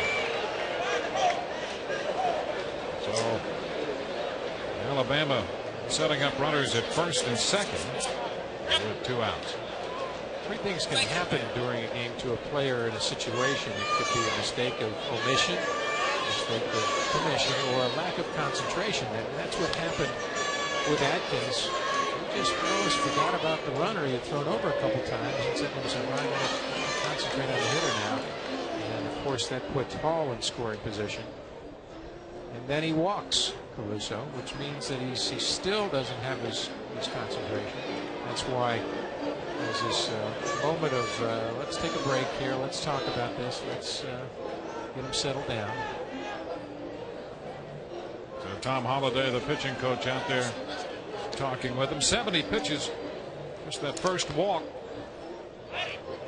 We saw here to Caruso, 4 2/3, couple of runs on 5 hits. Good equation is strikeouts to balls, and you like to get 2 out of 3 in that situation. I mean, he does 2 strikeouts compared to 1 base on ball. Here's Dax Norris. So Atkins goes from facing the top RBI man on the team to the top average hitter. And Norris takes a strike. And I think you'd want it the other way around. You'd rather get that average hitter walking that big RBI. Norris started the day at 378. Drove in a run in the first inning with his 21st double. Here's a situation where a hitter can pretty well dictate where the pitcher's going to throw. Norris way away from the plate. He's going to throw it on the outside. And he picks up the strike. Norris can't reach that pitch. He's going to get closer to the plate. 2-strike count. Wichita State, obviously a presence here at the College World Series, and Gene Stevenson looking on.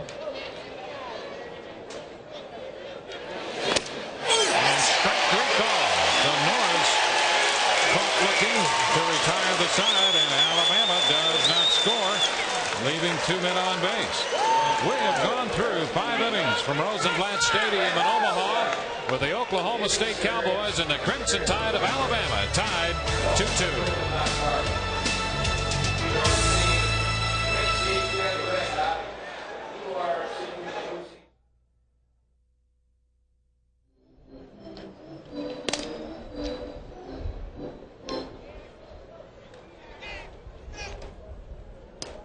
Good game going here in Omaha, tied 2-2. First game of the College World Series through 5. Sunday on ESPN2 at 7:50 a.m. Eastern Time. Formula One racing roars through Barcelona with that Grand Prix of Spain atop the point standings. Damon Hill and Jacques Villeneuve look to rebound after failing to finish last week at Monaco.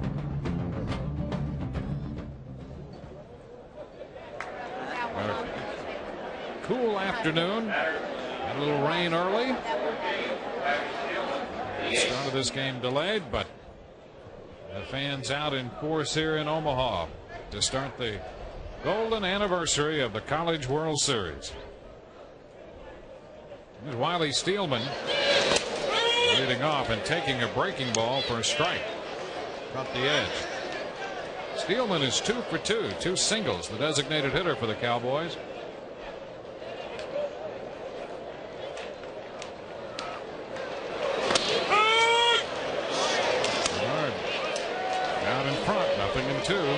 retired the side in the 5th. He's retired 5 in a row. He's at 100 pitches. Andy Bernard. And this one looped back to third inside the line. Fair.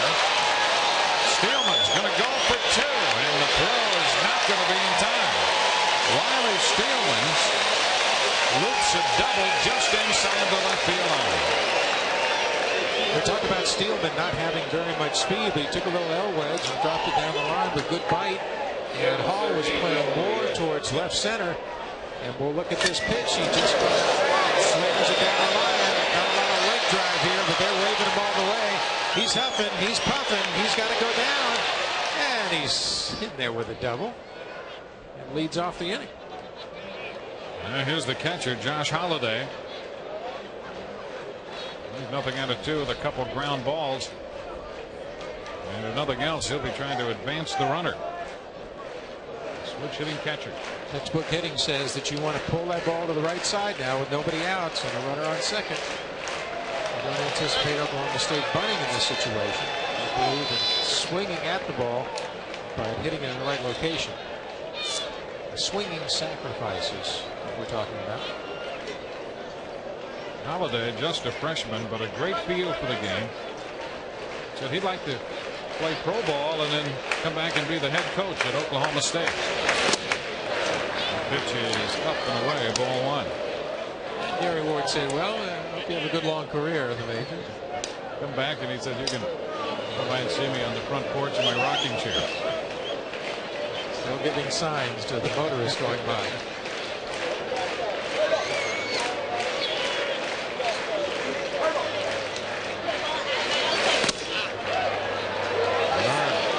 Keep the ball away from him and has missed twice out there, 2-0. In this situation, the hitter could force the pitcher to throw the ball in the area he wants to pull it by moving closer to the plate. Pitcher and catcher are going to say, oh, I'm going to try to jam him, which is the type of pitch on the inside that the hitter wants to pull to the right side to get the runner over if it goes through. Catcher sets up outside again. And a line drive into center field, a base hit. Hall makes the pickup on 1 hop. Steelman wasn't sure how far out that ball was going to carry. Paused for a moment to take a look. So he's at third. As Holliday hits a line single into center. This is an instinctive situation. Steelman looks back, hesitates. Really, the ball was significantly in front of Hall. And I don't think he would have scored on it regardless, but still it's an instinctive thing. Caruso or a few other players would have been off once they saw the ball in the air and could have possibly scored. A minute first and third. Nobody out. Big problem for Bernard, who is over the 100 pitch mark now. And here's Brian Ayler, who homered in the second inning. The first pitch to him is outside, ball 1. There hasn't necessarily been speed contrast for Bernard. It's when he's starting to get tired, he has a tendency to drop the elbow, which means the ball is up. That's why these pitches have been hit so hard, because they're up in the strike zone, easier to see. First pitch, ball 2. And stop by Dax Norris. And you have to give Oklahoma State credit, despite the fact they have only 2 runs. They have 9 hits, and they've been very patient with Bernard. All 9 of those hits have come off fastballs. The patience is their philosophy. It has been a virtue for Oklahoma State all through the years. Now Alabama in jeopardy. And Bernard is behind Brian Ayler, 3 balls and nothing. Oklahoma State making some noise here, creating some concern for Jim Wells.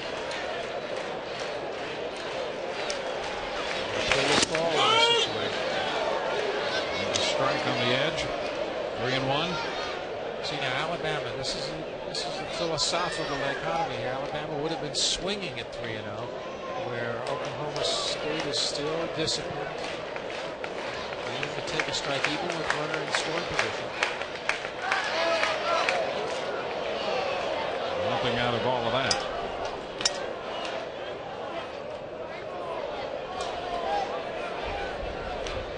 108 pitches for Bernard. Touch for the double and a base hit in the 6th inning. And behind in the count to Brian Ayler. Ayler puts down the bunt. The plays at first. Steelman still at third base, and up to second base goes Holliday. Now, I'm not so sure that wasn't a squeeze play that time. Steelman looked at the coach automatically, and Ward is telling him, that's the squeeze, son. You should have gone on the pitch. What happens is now there's an out. There is a runner at second and third now, but that was definitely, he's walking away, shaking his head. That's a giveaway right there. The squeeze was on. Steelman's trying to think of an excuse, and I wouldn't say anything if I was Steelman right now. Now 1 out with men at second and third, and Tony Rosine steps in. Rosine has walked and singled. So Ayler will get credit for a sacrifice. He advanced Holliday to second base. A strike to count. I don't anticipate Dwayne seeing many fastballs in this situation. As you can see, third, short, second, and first all relatively in. Second base backs up because of the left-handed hitter. And the pitch is in there for strike 2. So Bernard quickly ahead in the count. 2 good back-to-back curveballs on the outside corner. No reason not to throw another one. He's kept him down. Tough to get the ball in the air. Even with 1 out as a hitter, you want to get the ball in the air. There is a runner in at third base. Morris looking into that dugout. I think this is a crucial situation where Jim Wells will take over to emphasize that he wants the ball down. He wants Bernard throwing his best pitch. He did say that 80% of the game will be called by the catcher. The other 20% usually in crucial situations by himself. 2 men on. And the pitch, a ground ball chopped through the middle. Taft would make the play to first. Out over there as the run scores. Steelman crosses the play. Holliday moves into third. Rosine is out at first. And Oklahoma State again has a 1-run lead. It's a 3-2 ball game. That simply was a perfect spot for that ball to be hit. We'll take a look now. Another curveball down. Good pitch. He gets the bat on it. That comes over. Just has the momentum going in the wrong way. Even with a slow runner at third base, they score, and it's now 3-2 Oklahoma State. 2 outs, and here's Jamie Cook. The pitch to him is wide, ball 1. Well, now Bernard's in a spot to get out of this inning and escape what could have been a major disaster. Could have been a game-breaking inning for Oklahoma State. He still has a runner at third base. Chopped to short. And pass this one in the throw. Will retire the side. So the Cowboys settle for only 1 run. And Bernard gets out of that. We'll go into the bottom of the 6th. 3-2 Oklahoma State.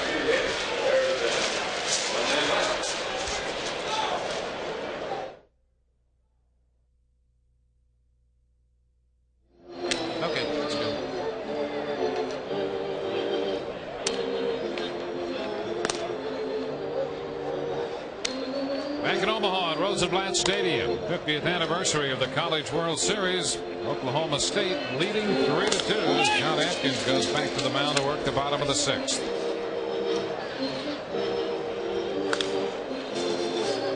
And we'll show Atkins coming back with his tight slider against Norris. Norris not being able to get the outside pitch. This is kind of a tit for tat where Bernard struck out Guile. And it shows that both pitchers are working with good breaking ball on the outside corner. That's why this game is 3-2 at this point. We thought there'd be a lot more runs by now, Dwayne. We got to give both Atkins and Bernard a lot of credit. Bernard in big trouble in the top of this inning. Out of that with Oklahoma State scoring just the run, but it's the go-ahead run. 3-2 as we start the bottom of the 6th. And Chris Moeller, the big first baseman for Alabama, leads off. A ball, no strikes, the count.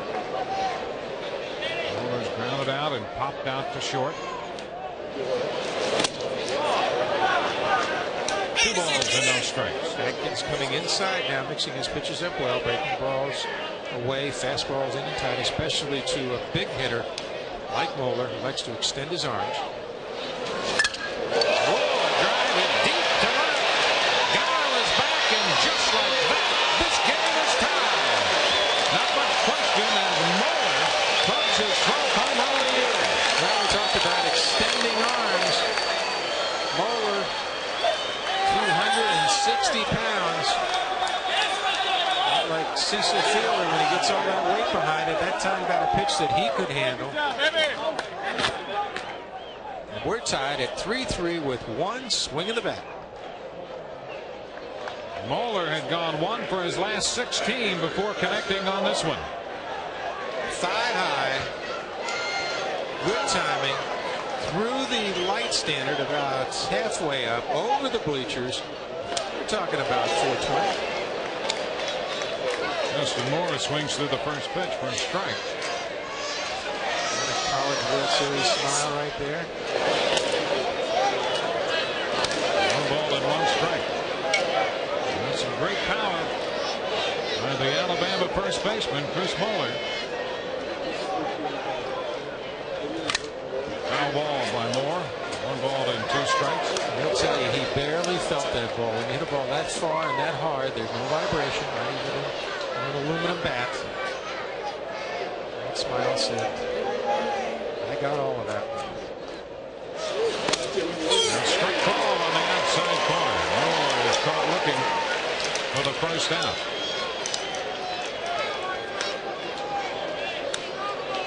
Take a look at this strikeout pitch. There it is. Tight slider, outside corner, knee high. Probably should have thrown that one to Moeller. That's a 2 1 out here in the 6th. The first pitch to Corey Spires is over for a strike. Oklahoma State has some action in their bullpen. There's a shot toward left center field.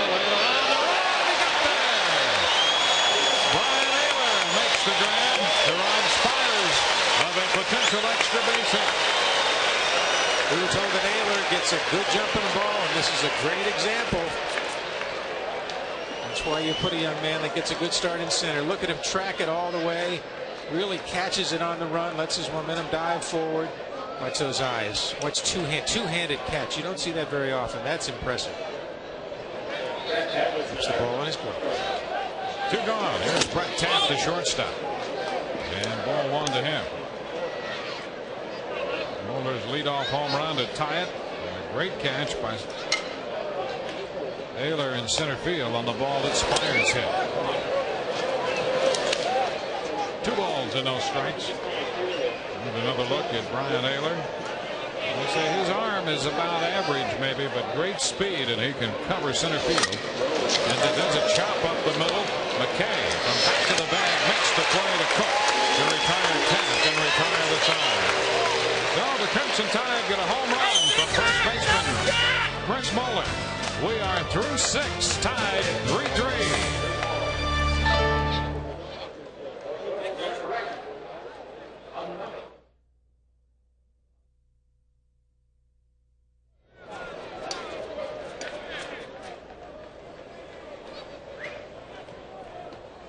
Chris Moeller, the pride of Huntsville, Alabama, has tied this game with a home run in the bottom of the 6th. We head into the 7th, a 3-3 contest. And Oklahoma State will send the top of the batting order, Trip McKay, to the plate. Andy Bernard still out there on the mound. He's pitched well. He's pitched out a couple potential major problems. Gets a strike on McKay. Wayne, this game has been very well played. We obviously expected more offense from both teams, but both Atkins and Bernard hung in very well in this game. They're breaking balls over, especially in crucial situations. Some strikeouts on outside sliders, breaking over the corner. But now the game comes into focus. 9 more outs for each team. Which one of these pitchers can last the longest is the team that's probably going to win. 2 balls and a strike. again coming into this game off back-to-back complete games, 9 innings against Florida on the 19th, and the last time out on the 25th, 9 against Stetson en route to a 3-1 win. 21-year-old junior. Ground ball headed to short. Taft makes the play. Taft to Mulder for the first out as McKay is retired. That's the left-hander Tim Young loosening in the bullpen for Alabama. And this is the first time that an Alabama pitcher has started to warm up. Oklahoma State has had 2 or 3 pitchers warming up over the last 3 innings. Ryan Graves continues to throw in their bullpen. And Salhaney, there's Graves. A ball, no strikes, the count on Salhaney. Talked about different hitting styles. Salhaney nice and quiet at the plate. Slow feet, quick hands. Philosophy you always hear from batting instructors and coaches and good hitters. The longer you can control your body balance, the better you're going to be able to put the bat on the plane of the ball. I love seeing that bat right on the shoulder. He takes a strike, and the count is 2-1. Salhaney probably typifies the Wood philosophy of hitting. He really take pitches. Very rarely swings at a bad pitch. Works the count well. This one is outside.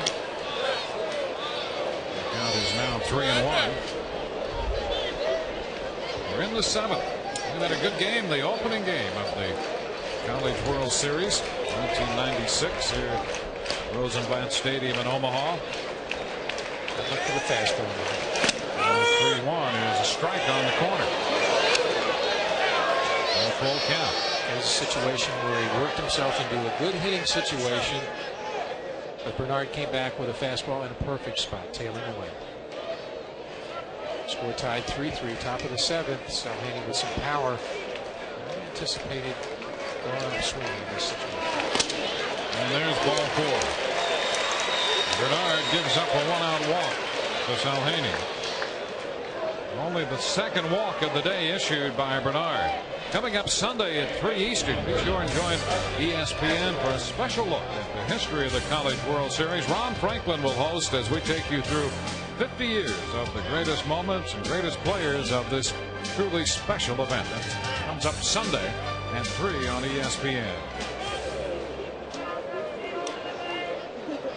Future College World Series young man. He's got his hat, his glove, his ball.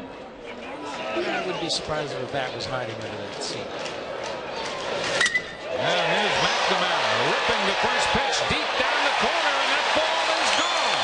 A line drive home run by Rusty McNamara, his second home run of the day. And that will give Oklahoma State a 5-3 lead. It came on the 125th pitch of the game, thrown by Andy Bernard.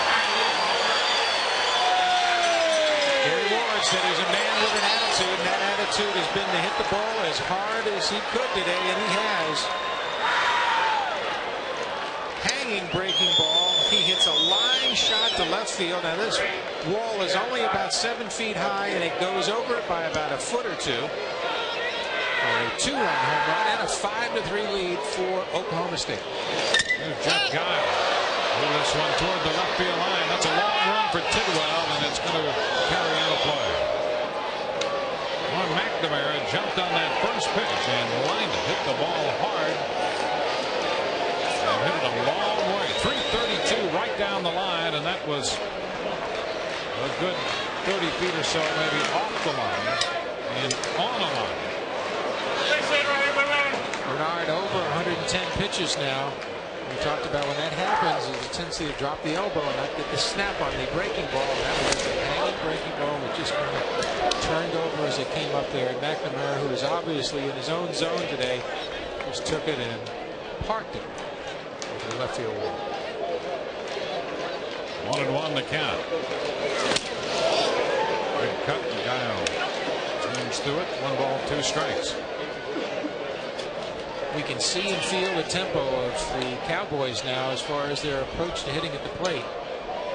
Sal Haney very disciplined on a full count, taking a walk, and then McNamara. Now Guile being very aggressive.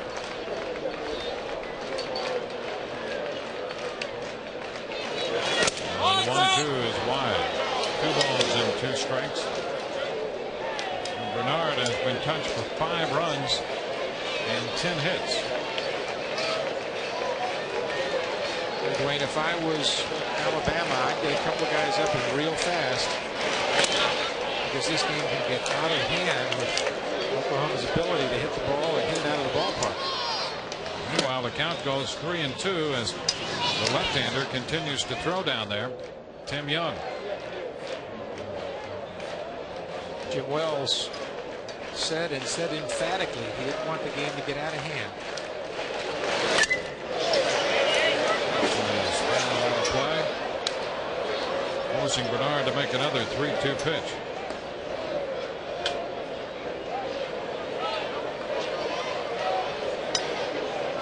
Well, when you're pitching against Oklahoma State, you're playing with fire. When you see these hitters taking real aggressive cuts, it means they see the ball well and there's not a lot on it. The fastball doesn't have the same zip, and the third ball doesn't have the same sharp breakthrough.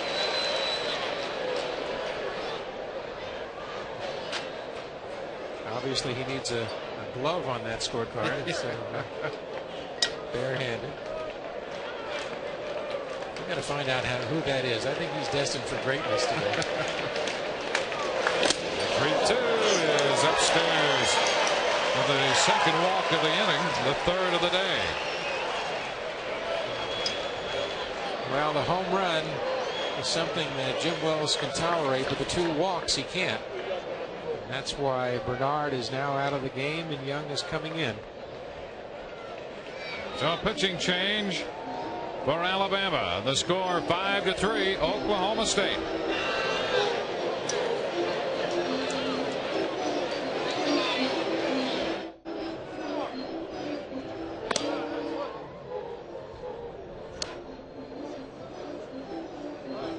Oklahoma State has grabbed a 5-3 lead here in the top of the 7th inning. The first game of the College World Series.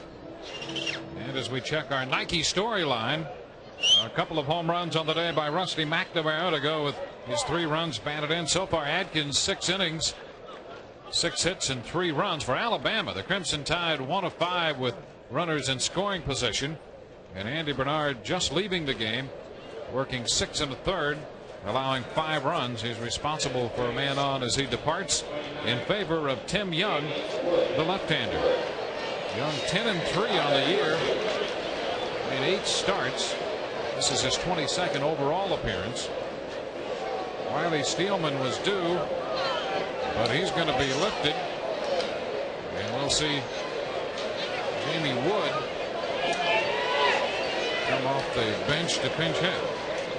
Steelman, the DH, had gone 3 for 3. But the right-handed bat hits against the lefty Young, and the first pitch is a ball. Young has an excellent change.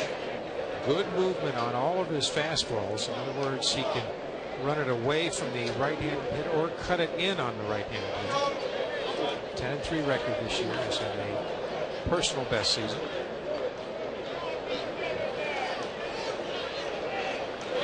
Situation, he wants to keep the ball down with 1 out. I'd love to see a double play to get them out of this inning. Amen.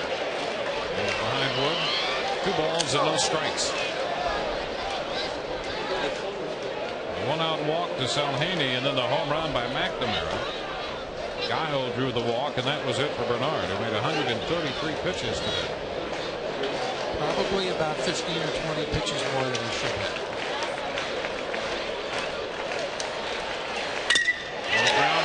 Going to be a base hit. With a right at Taft, Guile makes the turn and stops at second. So Wood is aboard with a base hit.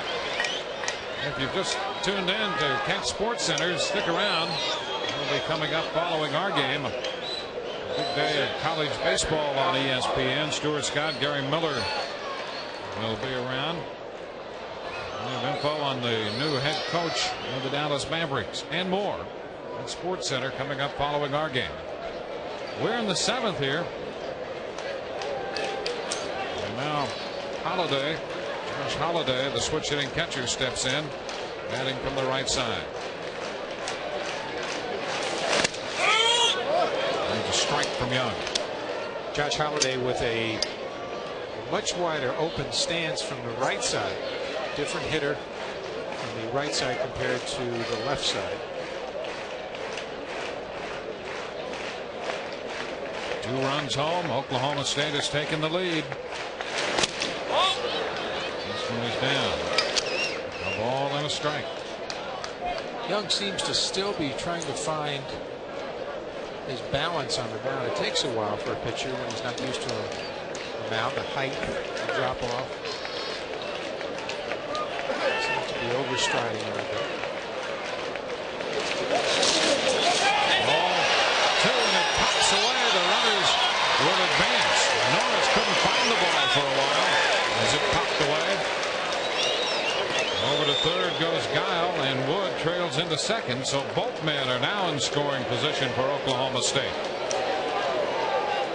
Young having trouble getting the ball up inside. This ball nicely stopped, but it kicks away. Norris can't find it. Finally, yelling at his teammates, lets him know where the ball is. A wild pitch charge to Tim Young. 2 men in scoring position with only 1 out, and the infield is in. Down again. 3 balls and a strike. Jim Wells knows that this game is about to be broken out, broken all over the place. Simply because his pitcher Young isn't getting the ball over the plate. He's going to have to take something off, and that usually means a fastball. And he walks Holiday. And the bases are loaded. A single and a walk given up by Young in relief of Bernard. Well, the bases are loaded with only 1 out. Governor Ben Nelson, the governor of Nebraska, now all they have to do is here for the opening day of the College World Series. And now Brian Ayler stands in with the bases loaded. This Oklahoma State team hit 12 grand slams this year. That an NCAA record. Infielders are back now, Dwayne. Shortstop and second are in double play situations. The corners are in, even with the bags. They've got to go home because there's only 1 out if the ball's hit to them. And keep the Cowboys from scoring again. A good solid defense up the middle does have a chance for a double play if it's hit to them. A ball, no strikes to count. There is a strike on the corner. We're trying to get the ball in the air in this situation. And with the wind really blowing from right to left, here's a situation where you drop your hands down, spread your stance a little bit. As you can see, the flags flying stiffly from right to left. The 1-1. Foul ball chopped down the right side. This is a great mano-a-mano situation where Young is trying to keep the ball down and trying to get a ground ball. And the hitter is trying to get the ball up in the air to get that run in.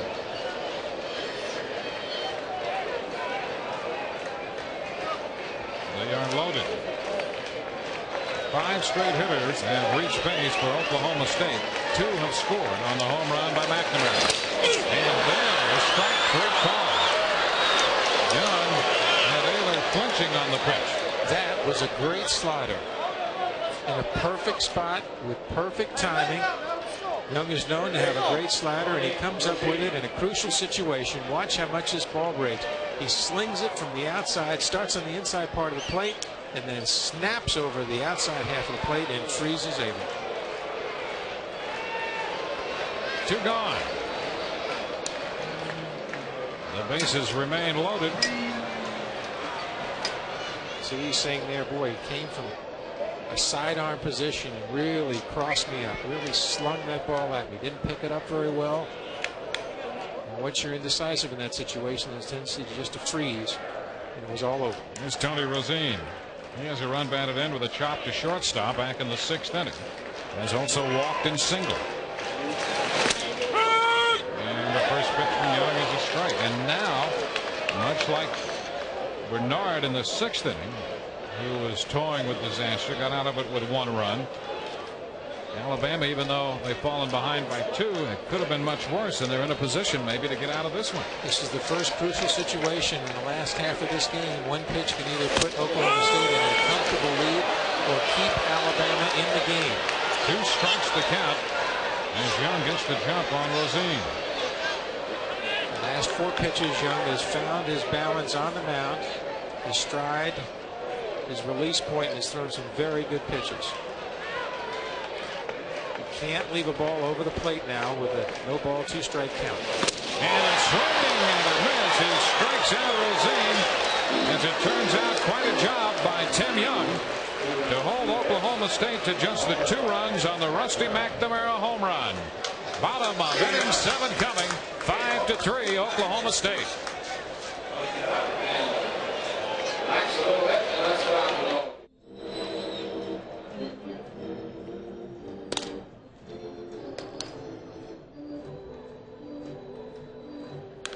Oklahoma State has taken a 5-3 lead as this game swings into the bottom of the 7th inning from Omaha. Oklahoma State leading Alabama. Larry Conley standing by downstairs with a special guest. I thought this was baseball season. Well, Dwayne, it really is. In fact, I'm standing with the former tournament director of the College World Series, and he was for 5 years while he was the athletic director here at Creighton. But he has a wonderful story to tell you about Gary Ward and his career jump into baseball. Well, as I was telling you, Larry, you know, when I left Creighton to go to the University of Arkansas in 1970, I brought 2 people in to interview. Gene Cady was the basketball coach at Hutchinson Junior College, and Gary was the assistant basketball coach and head baseball coach at Yavapai Community College. And I wasn't sure who I was going to hire, but I ended up offering the job to Gene Cady, and of course he's gone on to great things. And Gary ended up about 3 years later going back to my alma mater, Oklahoma State, but I told him, I said, I made your career. I changed your whole career. You'd still be an assistant basketball coach, but he is one of the great coaches and great teachers that I've ever known. He would have been a basketball coach by now. Great. Eddie Sutton, one of the better basketball coaches in America. He knows a lot about championships. All right, thanks, Larry. A ball to no strikes to count on Nate Duncan, leading off the bottom of the 7th inning. Well, the rest is history. A line drive, sold into the first, caught. And then by Jimmy Cook. That's the first out. Oklahoma State took a lot of time in the first half of this 7th inning to get their 2 runs. We'll just have to see now how Atkins can come back from a long wait like that. He's thrown probably around 100 pitches right now. Has been very effective over the last 5 innings. I just wonder if that delay will stiffen him up a little bit. There's Doug Hall. And he tries to bunt his way on. And boy, I tell you, Holiday thinking that ball might be fair. Was really hustling down that line to get to it before it bounced across that line again. That's some great hustle. He didn't take much time at all getting out from behind the plate. That's as quick as you can get out there for that bunt. The umpire called it foul almost immediately. And Hall didn't run. Hall should have been running down the line if it was a fair bunt. That was a good idea, trying to get on base any way you can, using your speed. Alabama looking at a 2-run deficit as we play in the bottom of the 7th inning. 2 call, 0-2. Again, Alabama has been a good come-from-behind club. 18 of their wins have been come-from-behind victories this year. And the ball rode in on him and is just foul. The ball hugged that line, and just before it got to the bag, popped out foul. Now the third baseman, Rosine, really doesn't think here. He's going to catch the ball and wonders whether it's fair. Wow, that just misses third base. He looks at the third base umpire. Now the third base umpire doesn't call a ball. The home plate umpire calls the balls up until third base, and then the umpire that is the third base umpire then calls it beyond the third base tag.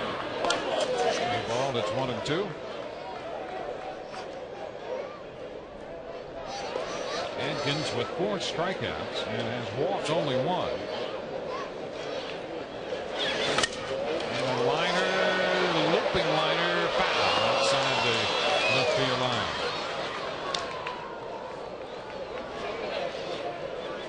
Well, the count holding at a ball and 2 strikes. Heath Askew, a right-hander. Ryan Graves had been up. At a time, both the lefty and the right-hander had been throwing, but Askew, the right-hander.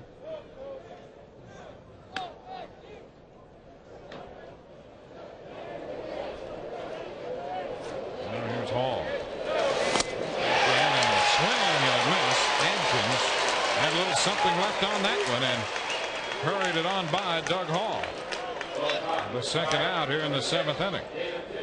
Dwayne John Adkins seems to be very aggressive this inning. He's really gone after the hitters, and he takes his fastball and just throws it right by Hall.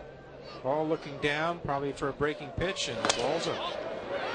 Tidwell takes one too low. Ball 1. Comes back with another good tight slider. David Tidwell. That was a stolen base. He reached on fielder's choice his last time. 2 balls, no strikes. Base is empty.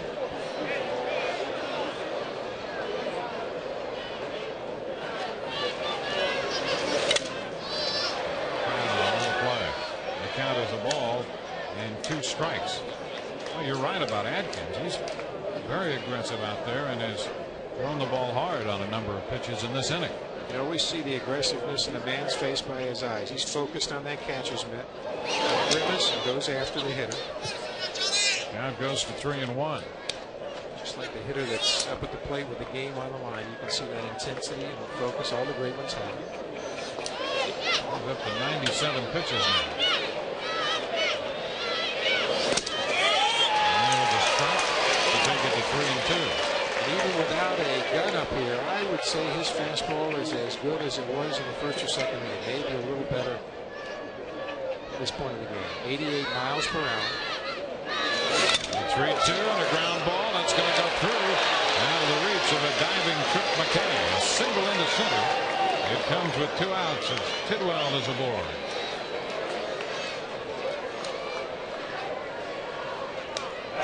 That's 7 hits for Alabama. We talked about velocity for Adkins. That was 90 miles an hour. I don't think he approached that in the first few innings. Here's Joe Caruso.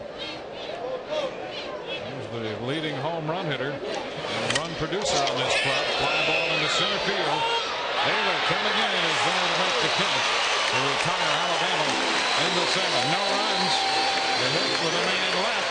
Again hits into the 8th from Omaha. 5-3 Oklahoma State.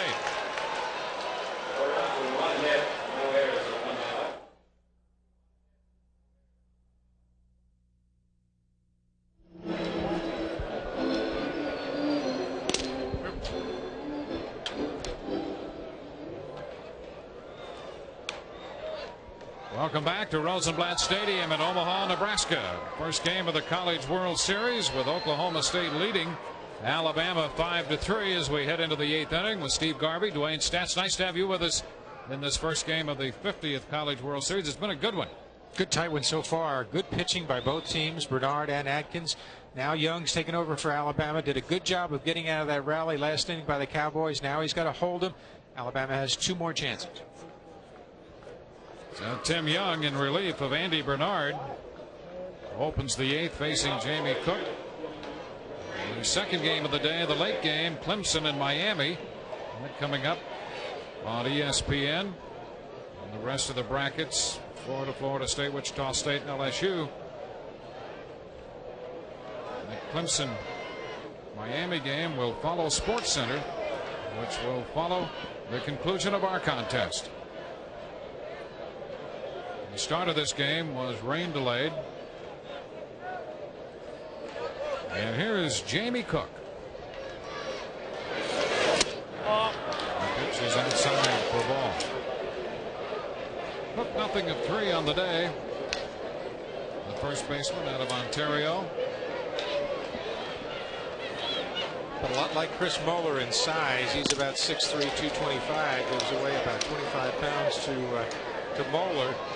But James Cook, same type of hitter, a little bit more of an open stance. If he gets his arms extended, he can hit the ball a long way. That pitch is over the outside edge, moving the count to 2-1. Top of the batting order. On deck, Trip McKay.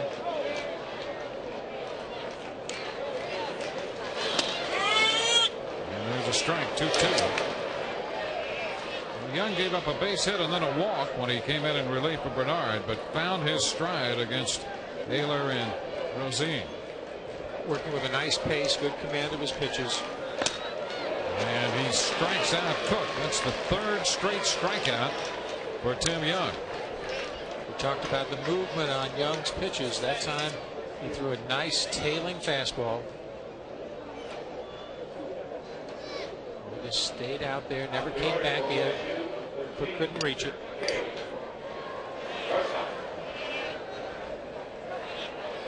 Here's Trip McKay.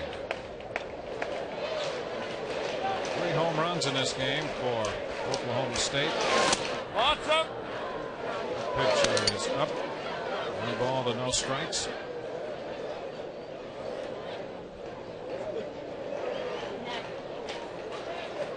When I always like to see a pitcher's eyes, I can't see him. There's always a little suspect of what was going on behind that shadow. Young's like that.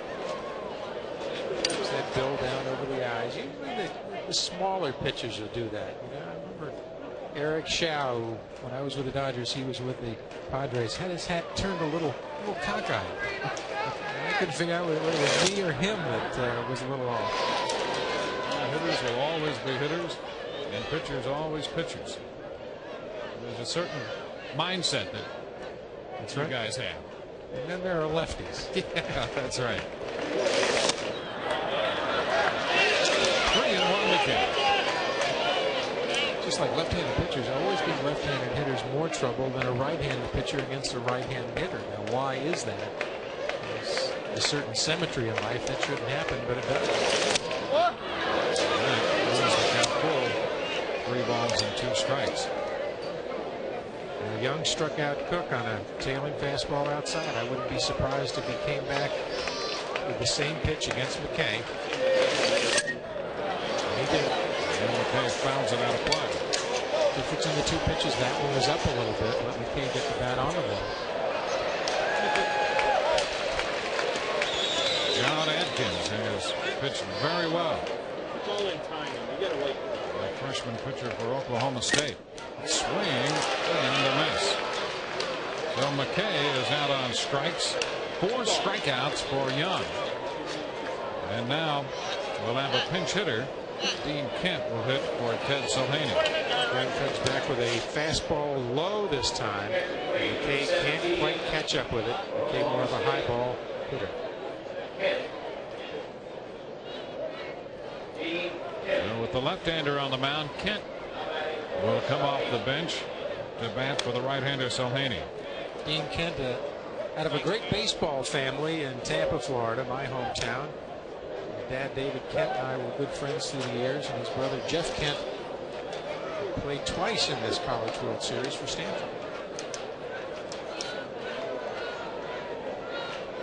And now Dean Kent faces Tim Young. Looks a strike.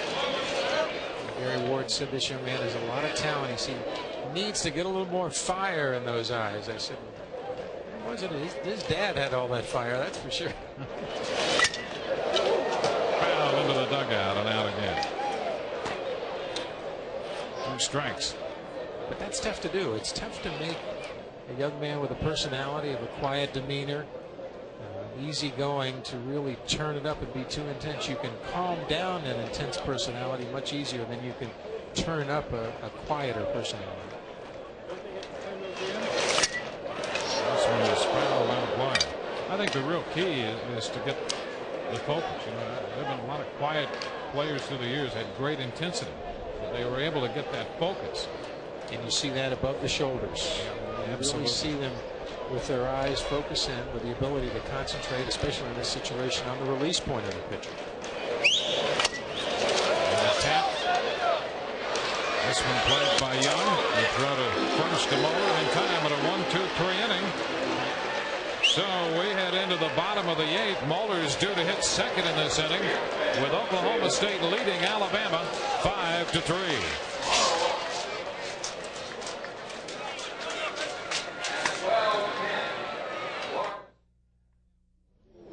You want to now?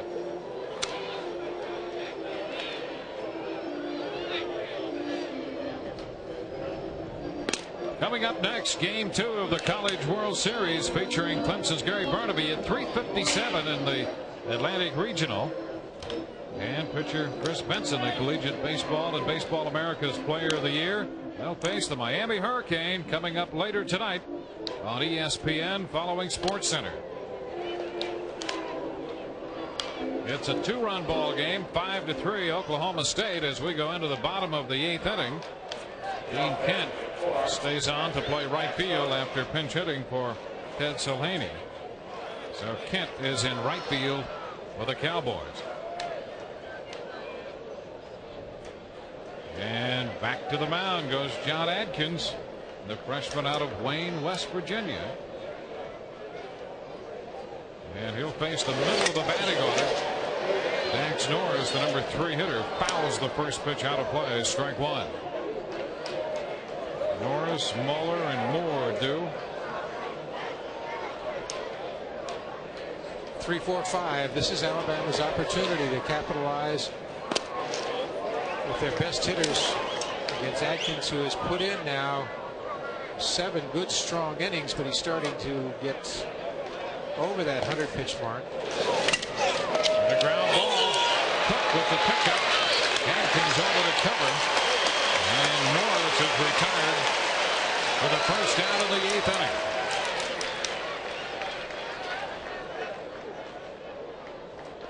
Norris hit that ball well. Took the outside pitch at a 1-hop shot. It's getting a little crowded down in that Oklahoma State bullpen. They have all kinds of action going on. Askew and Graves, Dave Maurer in there as well. Here's Moeller. Swung too low. Ball 1. Moeller jumped on a 2-0 pitch in the 6th inning and hit it out of here. His 12th home run of the year. Took a thigh-high fastball and deposited 420 feet to left center. I don't think we're going to see too many fastballs on the inside half of the plate anymore to Moeller. 1-1 the count. 105 pitches for Adkins so far. 2 balls and a strike. Adkins has actually picked up the pace of his delivery the last 2 innings. That lead has inspired him. And a liner foul up the right side. And the count is 2-2. Well, we mentioned what a comeback team Alabama has been all year. They come in here the number 1 team in the country, 49-17, and they're going to have to come from behind if Jim Wells' club is to win Game 1 of the College World Series. Right now, John Adkins has held them to just 3 runs and 7 hits. Count is full, 3-2. Now in this situation, you don't want to walk the batter, so I would anticipate Adkins coming back with the fastball. Fastball hitting Moeller against Adkins. Look for it to be away. And a line drive into right field. That's going to be in there for a hit. Kent will make the pickup. And Moeller is aboard with a 1-out single. So with a man on base, Alabama will get the time run to the plate in the bottom of the 8th inning. Gary Ward, you can feel and see the wheels grinding right now, saying to himself, how much longer can I go with this young man? He's pitched a great game for me, but I'm looking at a great RBI hitter for Alabama now, with Moore at the plate. Dustin Moore hitless today. 0 for 3, a couple strikeouts. This one is skied foul. Down beyond the bullpen. A strike to count.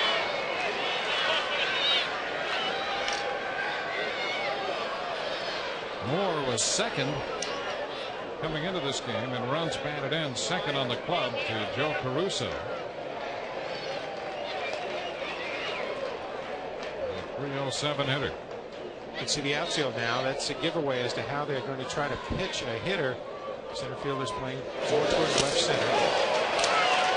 Moore is in the hole. No balls and 2 strikes. Which means they will give him breaking balls over the outside half of the plate, and he's a pull hitter, so he'll try to hit that ball to the left. And strike call on the outside corner. Second straight time that Atkins has got him looking on a pitch away. Out number 2 in the 8th. Just by looking at Moore that time, he looked confused at the plate. He didn't seem to have an idea of what he wanted to hit or what Atkins was throwing. And this pitch is a nice slider, but it is hittable right on the outside part of the plate. The 6th strikeout of the game for John Atkins. Moore saying to himself, what was I thinking? Now, Corey Spires. It's a deep foul ball down the left side out of play. Sometimes you come back after an at-bat like that and you say to yourself, what was I thinking? Then you say to yourself, well, I wasn't thinking anything at all. That's the problem. I had no idea. You can go blank up there sometimes. 2 outs, a man at first. Spires waiting. Atkins comes in with strike 2 on the inside here. Atkins with good location. That pitch was a good ball to hit, but it just stayed on the inside black of the plate. The 0-2, he's working that outside corner and missed. A ball and 2 strikes. You call that a nibble, but it was too hard. Let's take a look at this pitch. Just tails away. Umpire with a big strike zone. He would have run him up on that one. Tap to second. That ball stays down, and everybody's going to be safe. McNamara anticipating a little bit of a hop. The ball stayed down. That's going to be an error charge to Rusty McNamara, and the inning will continue. We talked about Gary Ward's feeling that if he had a weakness, it was defense. And there's an example. A converted outfielder probably should have charged this ball, but it did hit off the lip of the grass. Stayed down and handcuffed him. Let's take another look. This ball bounces and then stays down. See, that's what happens when it hits the grass. And he literally hit that ball with his hand before it got to his pocket. The 26th error of the year charged to McNamara. Just looked at the cut of the grass and looked at his hand and said, that ball played me instead of me playing the ball. He's a natural blonde. We'll have to ask him. Yeah. Well, he's one of the free spirits on this ball club and has driven in 3 runs with 2 home runs today. Charged with the error there. Tom Holliday out for a visit with his pitcher Atkins. The reminder, Sports Center coming up following our game as we play in the bottom of the 8th inning. And following Sports Center, it'll be Miami and Clemson, the second game of the College World Series. Dwayne, you talked about Alabama being a great come-from-behind team. It's almost as if they've set up Oklahoma State for this situation. Brett Taft is shot off the glove of Rosine, and the bases are going to be loaded. Taft jumped on the first pitch. That's going to be a base hit. Rosine got his glove on it. McKay recovered it and came up looking for a play, but had nowhere to go, and the bases are loaded. And Rosine actually saved a run that time by an excellent dive to get his glove on it. Just stops the ball enough.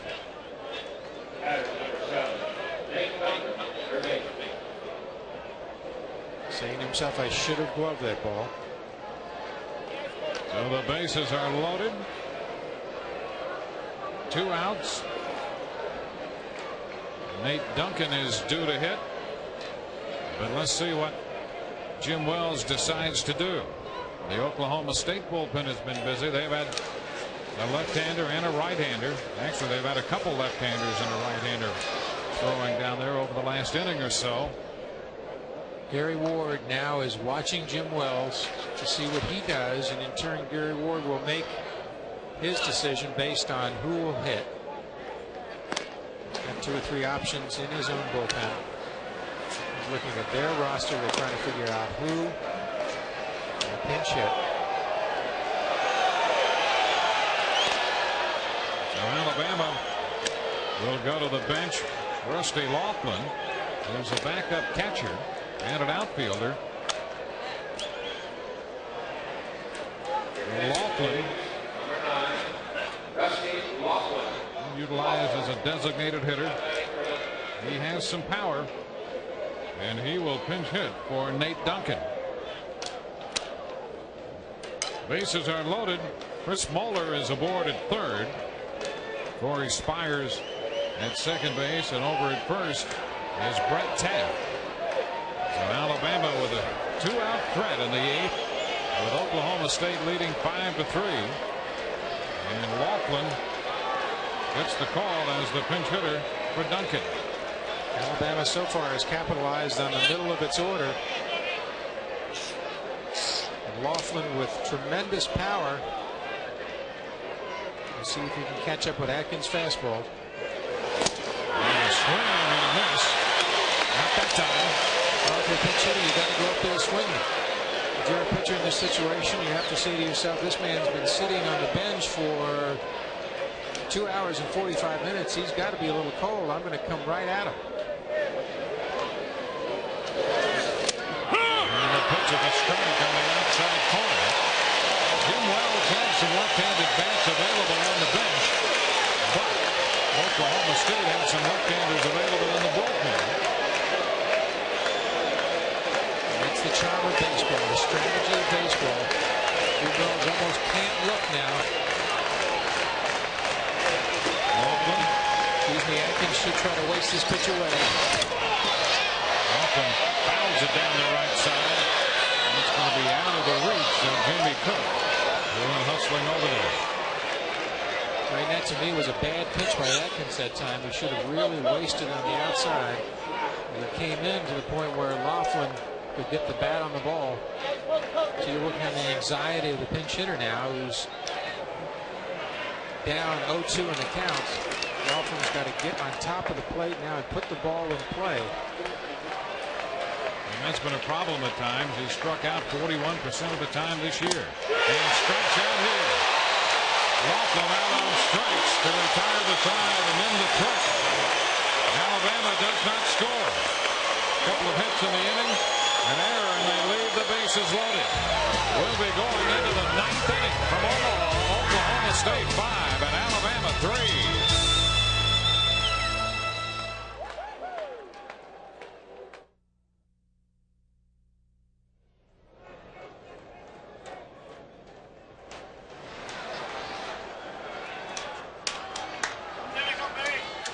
We go into the 9th inning, a 5-3 ball game. Oklahoma State leading Alabama. John Atkins, the freshman out of Wayne, West Virginia, has pitched himself a heck of a ball game against the number 1 ranked Alabama. ESPN opening its coverage of the College World Series with the first game. We'll be back to the coverage of Miami and Clemson in the late game as well today. First pitch, and McNamara goes down, a pitch around his feet. Ball 1. A couple of home runs for McNamara and 3 runs batted in today. His home run in the 7th, the difference in this game. The Cowboys have hit 3 home runs today. McNamara 2 of them. Brian Ayler hit the other one. Wilson was down, 2 balls, no strikes. New third baseman in the game. Mazine lifted for the pinch hitter, and Andy Phillips is now in there at third. And that ball will find Andy Phillips this inning, I guarantee. Young throwing into the right-hand hitters. The Stars 3-0. Tim Young in relief of Andy Bernard, who made 133 pitches today. Gave up 5 runs on 10 hits and 6 in the 3rd innings. And the pitch is in there for a strike. And Bernard's performance today was better than those numbers would reflect. Much better. And I know Jim Wells tonight will say to himself, if indeed they lose this game, did I leave Bernard in too long? And I think we probably could agree with him. And number 2 was Laughlin, the right man, with 2 out and bases loaded on the bottom of the 8th inning. And I think that Wells has been successful not only because he's very astute and knowledgeable, because he also goes on hunches, and that's why he's here at this College World Series, because many of those hunches paid off. And that's what you have to do as a coach. You got to go sometimes on instincts and not necessarily on numbers. Now the 3-2. Chopped to short. Taft backs up and makes the play. A good strong throw right on the money. That's one of the pluses about Brent Taft. Good, accurate, strong arm. And he does it so well balanced too, Dwayne. He really is an athlete who possesses great balance. And as a shortstop, you have to have that pivotal position there. Point guards have it in basketball. Wide receivers and defensive backs in football. The great athletes have great balance. He has 6 assists so far today. And here's Jeff Guile. He's been on twice with a single and a walk. And Young starts him with a strike. 5-3 in the 9th. Oklahoma State leading. Cowboys have won 15 in a row coming into this one. Nothing in 2. This is that lefty-lefty confrontation we've talked about that seems to be so difficult for the left-handed hitters, especially with a slinger like Tim Young is, because he will drop down and that ball will really just slide to the outside half of the plate, making it difficult to pick up by the left-handed hitter. We saw that in the 7th inning when he got Brian Ayler. He's ahead of Guile. 2 strikes here in the 9th. Throw it outside. A little wide this time. 1 ball and 2 strikes. Boy, it's tough to take that pitch. That takes a lot of discipline. That's why this Oklahoma State team is where they are in this game and in this season. Very disciplined hitters. But Young will come back outside again. And he picks up the corner. Strike 3 call. Guile. The 5th strikeout posted by Tim Young. 2 outs here in the 9th. Alabama in the bottom of the 9th. At the moment trailing by 2. The Crimson Tide will have their number 9 hitter Doug Hall to lead off, then Tidwell and Caruso. So there's some speed. The first couple hitters, and Caruso carries the big bat. And Caruso's the right man in the right spot. If either of the first 2 hitters gets on, he makes things happen. He's won many games for Alabama by hitting in crucial situations. There he is right there. Here's the man of the day for Oklahoma State. Seems relaxed. He's got a little smile on his face. He doesn't want to talk too much, but he knows he's within 3 outs of a World Series victory. And there's Jamie Wood, who entered as a pinch hitter in the 7th and singled against Tim Young. The DH spot has been on base 4 times today for Oklahoma State. Riley Steelman was 3 for 3 with a double and a run scored. The pitch is down, ball 1. Just saw that picture of John Adkins. What he has to do now is he has to say to himself, I've got to concentrate on each pitch and not think about winning this game and being the winning pitcher. Base hit. Well, another hit from the DH spot. Wood stings the ball through the left side, giving Oklahoma State 12 hits on the day. So a 2-out single by Wood. Jamie Wood aboard. It's only the 2nd hit given up by Young in relief, and both belong to Wood. Here's Josh Holliday. Holliday, the switch hitting catcher. Young cleaning his shoes and probably saying a few Our Fathers and Hail Marys down there right now. Because with 2 out, Holliday, excellent hitter against left-handed pitching. Now see those strings on that net? If that was in the major leagues, he'd have to cut those strings off or tie them up, because that's a legitimate distraction. Drop down to third. And across the diamond. That will take care of that. We go into the bottom of the ninth. 5-3, Oklahoma State leading the #1 ranked Alabama Crimson Tide.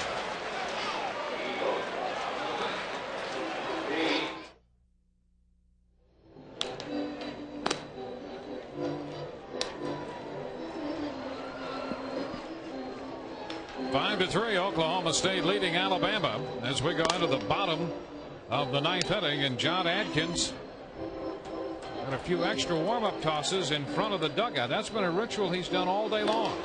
And I think it started when the catcher made the last out, had to put his equipment on. He warmed up a little bit on the side, and then he's had a great streak for the last 4 or 5 innings, so he probably decided, why break my luck? And he did it again that time. And he still gets a legitimate 7 warm-up pitches, so he's in pretty good shape for this bottom of the 9th situation. We're in the bottom of the 9th, the 2-run ball game. Sports Center will follow us. Stuart Scott and Gary Miller will be along, updating the Dallas Mavericks coaching situation. Updates on Pete Sampras at the French Open as well. All of that coming up following our game. Right now, John Adkins goes to the mound to face Doug Hall. Adkins has walked only 1. He's made 121 pitches for 8 innings. And the first pitch is a strike to Doug Hall. Excuse me, Greg, but I have to inject quickly that Hall is a good bunter. Now you see the third baseman in and the first baseman back. If I was Hall, I'd drag bunt because the first baseman is also slow. And a ground ball to second base instead. Up to this one, 1 out. That's John Adkins' father, Doug, trying to be as collected and calm as he can be. He looks cool, but I haven't seen him take a breath in the last 15 minutes at least. Well, his son has pitched a heck of a ball game today. 1 out here in the 9th inning. Now David Tidwell. And the first pitch to him is a strike. Oklahoma State coming in, seeded 8th. Alabama, the #1 ranked team.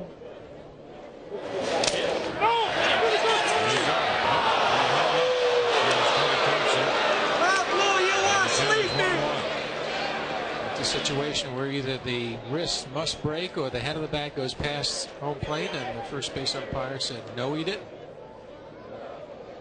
There's a drive hit deep into left center. Roll back, and that one is gone. Tidwell makes it a 1-run ball game. This one is not over yet. 5-4. David Tidwell, who had 3 home runs all year, ties into this one. You know Alabama, I've heard about them. You know that they weren't going to go quietly, that they're a great come-from-behind team. And Tidwell, with 1 swing of the bat, now makes it a 1-run game. 5-4. Oklahoma State, 1 out, and missed the bottom of the 9th. Let's take a look at this pitch. It's a fastball, knee-high. He's a low ball hitter. That ball was gone when it left his bat. Halfway up into the bleachers. Tag him on. Now Joe Caruso. This is a high fly ball down the right side. And that's going to fall out of the reach of Cook, McNamara, and Kent.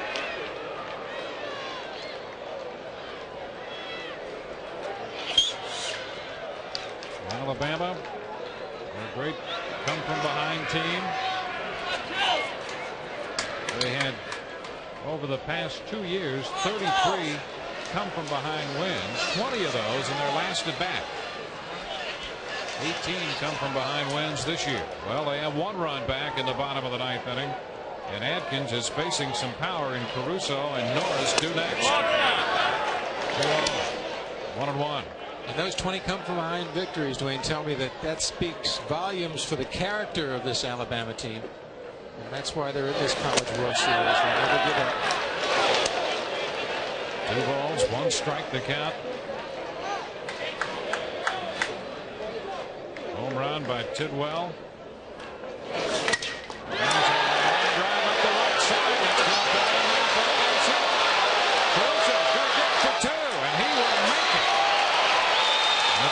Trickles back in from right.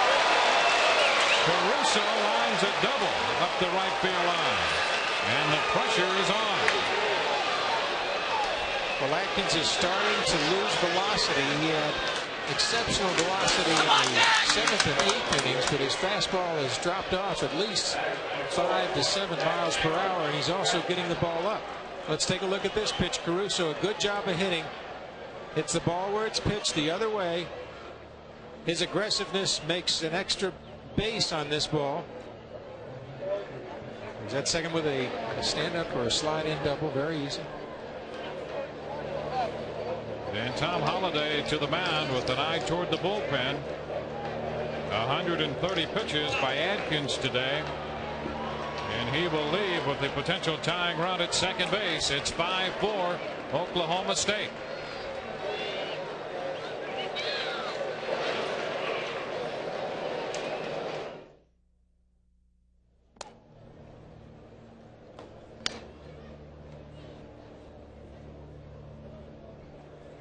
It's a 5-4 ball game. Oklahoma State leading Alabama. The Crimson Tide putting up a threat in the bottom of the ninth as John Adkins departs after 8 1/3. A great effort for the Frenchman out of Wayne, West Virginia.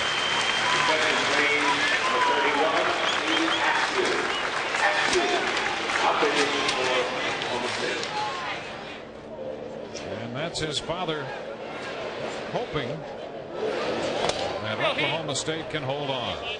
Heath Askew will be the new pitcher. He lost his first 3 decisions of the year. Since then, 7 straight wins. Heath Askew comes right over the top with a good hard fastball, tight slider. He's not going to fool around in this situation by trying to be too cute with a changeup. He'll face Dax Norris. Right at Norris this time. Norris can win this game with 1 swing. This is the bottom of the ninth. The advantage Alabama. They are down by a run. And the pitch. There's a strike. The important first pitch in there for Askew. Right, I've said all day that Norris is too far from the plate. Now he may stand there normally, but today they've scouted him well and pitched him away. Sports Center coming up next. Don't go away. Catcher sets up outside. It's 2 wide. 1 ball and 1 strike. 1 out. Tidwell homered to make it 5-4. Caruso double up the right field line. 1-1 to Dax Norris.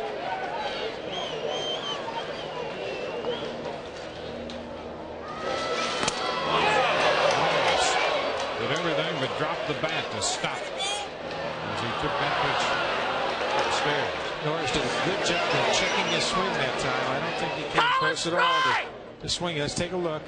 Yep, see, he holds the bat back, doesn't break the wrist, head of the bat doesn't go past the plate.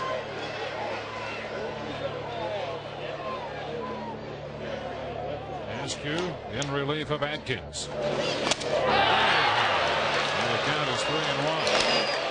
Now, this isn't what Gary Ward was expecting, nor is what he wants. He wants Askew to throw strikes. Askew, 41 1/3 innings so far this year. He's walked 24 and allowed 51 hits. 3 of those home runs. 3-1. And the dirt. Blocked there by Holliday. We talked about a pitcher coming to this new mound and taking a few batters to get adjusted, and that's what's happening with Askew. Now Chris Moeller, who hit one out of sight in the 6th inning and single in the 8th, will be the hitter. Moeller will now take a flare down the right field line just as easily as he took that monstrous home run.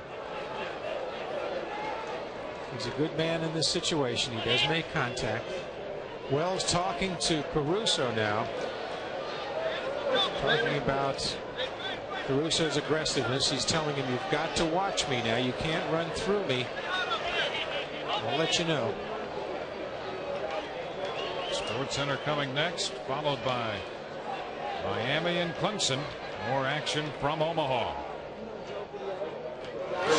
The pitch, there's a drive, it's deep to left. Way back, and this one is gone. Chris Moeller has given Alabama another come from behind victory.